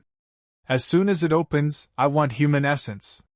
The essence comes from inside humans, and he further declares, Whoever brings me the strongest essence and resources, I will promote them. I will make them a monster king and personally guide them, teaching them supreme techniques so they can master the ultimate monster arts. Hearing this, all the monsters become excited and declare they are ready to do anything and will spare no one. Among them, we notice one monster who seems to be female. She thinks to herself, In this life, I must kill the spirit monster emperor. Only after I eliminate him will peace return to the monster race. Now we return to Louis, who has already set off. On the way, everyone is traveling together when one excited guy says, Do you know which dynasties and sects are coming? 3 dynasties and 5 sects are going to arrive, and we are one of them. He continues, Brother Louis, I want to tell you something. Maybe you don't know, but I'll explain which forces are coming. Then he starts listing them, explaining the major powers of the central region where they are heading, including several dynasties and 5 great sections. He eagerly continues naming them just to show off in front of Hong Ling, listing sects like Yang Sect, Supreme So Sect, Mountain Sect, Holy Tower Sect, and others. Hong Ling looks at him strangely, clearly annoyed. She seems to want someone to shut him up. Louis finally interrupts, saying, Enough, how many names are you going to take? We'll see when they arrive. But the guy insists on finishing, saying that having information is important, and that many things are about to happen, so they need to be careful. Meanwhile, Chu Ling approaches Hong Ling and says, We're about to arrive. Come quickly, I want to show you something. Soon, we see a gathering place where everyone must assemble. A flying ship lands, and people begin stepping down. Everyone watches them. One person comments, Wow, the girls from Yang Sect are amazing, so beautiful and attractive that I can't even take my eyes off them. Another adds that even the Joy Union Pavilion has stunning girls, and many powerful figures are arriving. He also mentions that this will bring great business to the city since wealthy people will spend a lot. Then we see 2 members from Yang Sect, the Holy Maiden, Lu Yuan, and the Holy Son, Yang Wufa. People begin speculating that since one has Yin and the other has Yang, they might be Dao companions.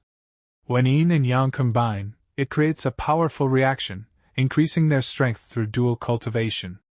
It is common in their sect, so they might be a couple, or maybe not. It's just speculation. On the other side, people from the Supreme Source sect arrive. Their aura is extremely powerful, and their presence alone creates intense pressure. Their sword intent is so strong that people are shocked. One person jokes nervously about his third sword trembling, then quickly corrects himself, saying he just means their cultivation is incredibly strong. Then our main group arrives, the team from the Great Tao. Their entrance is grand, and people are amazed. 3 beautiful girls step down, with Louis in front of them. The situation is very different from before. As soon as one of the senior sisters steps down, the holy son Yang Wufa approaches to flirt. He introduces himself and asks her name. She replies coldly, "My name is Zhao Rong, and I'm not happy to meet you." He then asks the names of the other 2, but Hong Ling gets furious and tells him to get lost. He backs off, muttering about their attitude. Louis watches silently, recognizing him from the past and recalling how he once beat him badly. Soon, Louis leaves and flies away to cultivate alone. One of the girls notices and asks where he is going, but he doesn't respond. There is deep resentment within him that won't be resolved easily. He sits down and begins cultivating, even though the secret realm is about to open. People are annoyed, saying, "What kind of guy is this? Even at a time like this, he's cultivating." The girls try to talk to him, but he ignores them, making others even more irritated. Then someone says, "Forget all that. I'll show you real beauty. The prince from the Supreme Emperor dynasty is about to arrive." The third prince, Shangguan Wuqing, arrives along with Princess Shangguan Wanling. They both have extraordinary status. When Louis hears her name, he reacts but says it doesn't matter to him anymore in this life. The princess notices Louis and thinks, "That's Louis. What happened between him and those 2 girls? Why do they look so sad? Didn't we all hate him deeply?" Her companion asks what she is looking at, praising the beauty of the girls nearby. She warns him not to look at Louis and says, "He is not your opponent. Don't provoke him, or you will face serious consequences." But he arrogantly replies that once they enter the ancient battlefield, his first target will be Louis. The princess smirks coldly and thinks, "Maybe I should let Louis deal with him, that would make things easier for me." Her thoughts are dark and calculating, though her companion remains unaware, confidently moving forward and showing off. Finally, after some time, bright lights begin to appear, and everyone gathers together as the moment of the secret realm's opening draws near. We see here that someone announces that the chosen battlefield, the secret realm, has finally opened. As soon as it opens, someone immediately rushes in first, and that person is none other than Louis. He is in a huge hurry and directly enters without wasting a second. Chuling, who is with him, calls out, "Young master, please wait for me."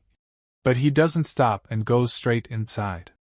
As he enters, people start talking among themselves, wondering why he is in such a rush to go first. They then realize that the disciple of the Great Tao has successfully entered the secret realm. Now, the holy son from the Yang sect feels extremely jealous. He says, "How dare he enter first? I won't let him go," and immediately follows him inside. Soon, both of them enter the secret realm together. The holy son says angrily, "I was the one who stepped in first, and you've been following me? But it doesn't matter, today I will kill you." Louis replies calmly, "Oh? You'll kill me? Let's see who kills whom. I already hate you anyway." Both of them are ready to fight, as there is deep hostility between them. The holy son launches the first attack, using a powerful technique. It is a strong and impressive attack, but just as it is about to hit Louis, Louis destroys it with a single punch. Then he says, "Is this all the power you have?" The holy son, slightly shocked, replies, "Wow, I didn't expect that. You do have some ability. I thought you would die in one move." Louis responds coldly, "So this is all you've got? I thought you would be stronger, but it looks like this is your limit. Now it's your turn to face my power." With that, Louis uses his palm technique called the Celestial Venerable Fist. This attack is extremely powerful and not something to be taken lightly. As he strikes, the Holy Sun tries to resist, but he is completely overwhelmed. The moment the attack lands, he is blasted backward, his breath is taken away, and he dies instantly. He will never get up again. Louis walks up to his body and says, "You came to challenge me with this level of strength? In my past life, you might have lasted longer, but in this life, you couldn't even withstand a single attack. How disappointing, Holy Sun." He then takes the ring from his finger and says, "I'll take this as compensation." After that, he says to himself, "Now I need to find my sword. Without it, my life feels incomplete." He entered the secret realm specifically to find his strongest sword. Later, when others enter the realm, they see the Holy Sun's corpse and are completely shocked. They wonder who could have done this. The Holy Sun was a powerful title given only to strong individuals, yet he was killed in a single attack. Everyone is frightened and confused, unable to believe what they are seeing. Outside the realm, a crystal suddenly shatters. People immediately realize that someone has been eliminated and start asking whose life stone has broken. It is revealed that the Holy Sun has died, while the Holy Maiden is still alive. She asks an elder what happened, and he confirms the shocking news. She angrily says, "That useless trash! I knew he would bring shame to us." Then she decides to personally investigate what happened and find out who killed him. Meanwhile, people outside start gossiping, saying that the young sex Holy Sun turned out to be extremely weak, dying so easily. They mock him and tarnish his reputation, calling him useless despite his high status. At this point, the prince from the Supreme Emperor dynasty arrives. After seeing everything, he says, "Looks like this won't be boring. This is going to be interesting." Then he also enters the secret realm. The princess watches him go with a deadly smile and thinks, "Go ahead. You won't be bored at all. A big surprise is waiting for you, one that has been waiting for a long time." Her thoughts are dark and filled with hidden intentions. Inside the secret realm, we see an area filled with stone swords. Louis arrives there and says emotionally, "You don't know how much I've missed you. Every moment without you felt incomplete. Without you, I can't even use any other weapon." He is speaking to his sword. As he moves forward, countless swords attack him, but he destroys them all and continues advancing. He says, "Looks like it's time to fight again." With a powerful strike, he destroys everything in front of him, clearing his path completely. Finally, he reaches the stone sword he has been searching for. He approaches it slowly, filled with excitement, and says, "I've missed you for so many years. I missed you so much, my dear." Then he grabs it and says, "Don't be confused or afraid. Your true master has returned." At that moment, a powerful energy bursts out. Suddenly, a voice responds, "Who are you calling confused? Who said I'm afraid? I'm not afraid of anyone. I cut down anyone who comes before me." This is the sword spirit speaking, Louis realizes. So this is the spirit of my sword. He remembers that the sword spirit has a timid nature and doesn't easily reveal itself, but if it stays with him, it will become much stronger. He confidently declares that he will show it what true strength really means. A massive amount of energy continues to surge as he speaks to the spirit. In the previous episode, we saw how Liu Yi entered the battlefield. Inside the battlefield, a guy suddenly collided with him, but Liu Yi easily finished him off in just a few attacks. After that, he continued moving forward toward the stone sword. As he finally reached the stone sword after overcoming several obstacles, Liu Yi stepped forward and began trying to persuade the sword spirit. While convincing it, he said, "I can give you immense power. I can make you incredibly strong." He kept mentioning big words, words that represented power, invincibility, and dominance. He wanted to make the stone sword extremely powerful and said, "If you follow me, you will gain unimaginable strength. You can even become invincible." Now the sword responded, "What you're saying sounds right, but what guarantee do I have?" Liu Yi confidently replied, "I guarantee you won't regret it." If you come with me, you'll become an incredibly powerful sword. Meanwhile, on the other side, the source spirit was listening to all this. Even though it didn't fully understand those fancy words, they sounded impressive, words like power, invincible, strong. So it thought, I don't really understand what you're saying, but it sounds awesome. And just like that, the sword agreed to the deal and came into Lu Ye's hand. The moment it entered his hand, Lu Ye released his power and said, Since you've come with me, your name is Stone Sword, but I'll call you Stone as your nickname. Is that okay? The sword instantly disagreed. What kind of trash name is that? I don't like it at all. Give me a better, cooler name. Lu Ye replied. Come on, Stone Sword sounds perfectly fine. I'll just call you Sword, or maybe the nickname I chose, Little Stone. That sounds good, right? The sword got even more annoyed. That's such a terrible name. I hate it. Give me something cooler. But before this argument could continue, a voice suddenly came from behind. Someone was congratulating the young master, and it was none other than Chu Ling. She arrived happily and said, Congratulations, young master. You've regained the stone sword again. But Lu Yi didn't pay attention to her at all. Holding the stone sword, he said, All right, enough talking. I'll just call you Stone Sword. The sword was still angry, but Lu Yi completely ignored it and started walking away. As he was leaving, Chu Ling called out, Where are you going? Can you wait for me? But Lu Yi ignored her as well and kept moving forward. He already knew his next target, where to go and what treasures to obtain. He thought, I've already taken the main treasure of this place, which was my source. Now it's time for the next one, the treasure hidden beneath this lake. Saying that, he jumped straight down. Now we are shown the lake, a massive body of clear water, considered the first level of the battlefield. This water was extremely special. Anyone who entered it would have their aptitude improved. There were also rumors that to keep this water pure, a special hidden pearl existed somewhere deep within the lake. But the lake's bottom was extremely deep, and no one knew exactly where the pearl was. Still, many people were diving down to find it. Among them was Hong Ling. She thought to herself, In my previous life, senior brother Lu Yi brought that pearl for me. So I believe these rumors are true. But this time, I'll obtain it myself. Behind her, many others were also diving. They all wanted the treasure. But the deeper they went, the more painful it became.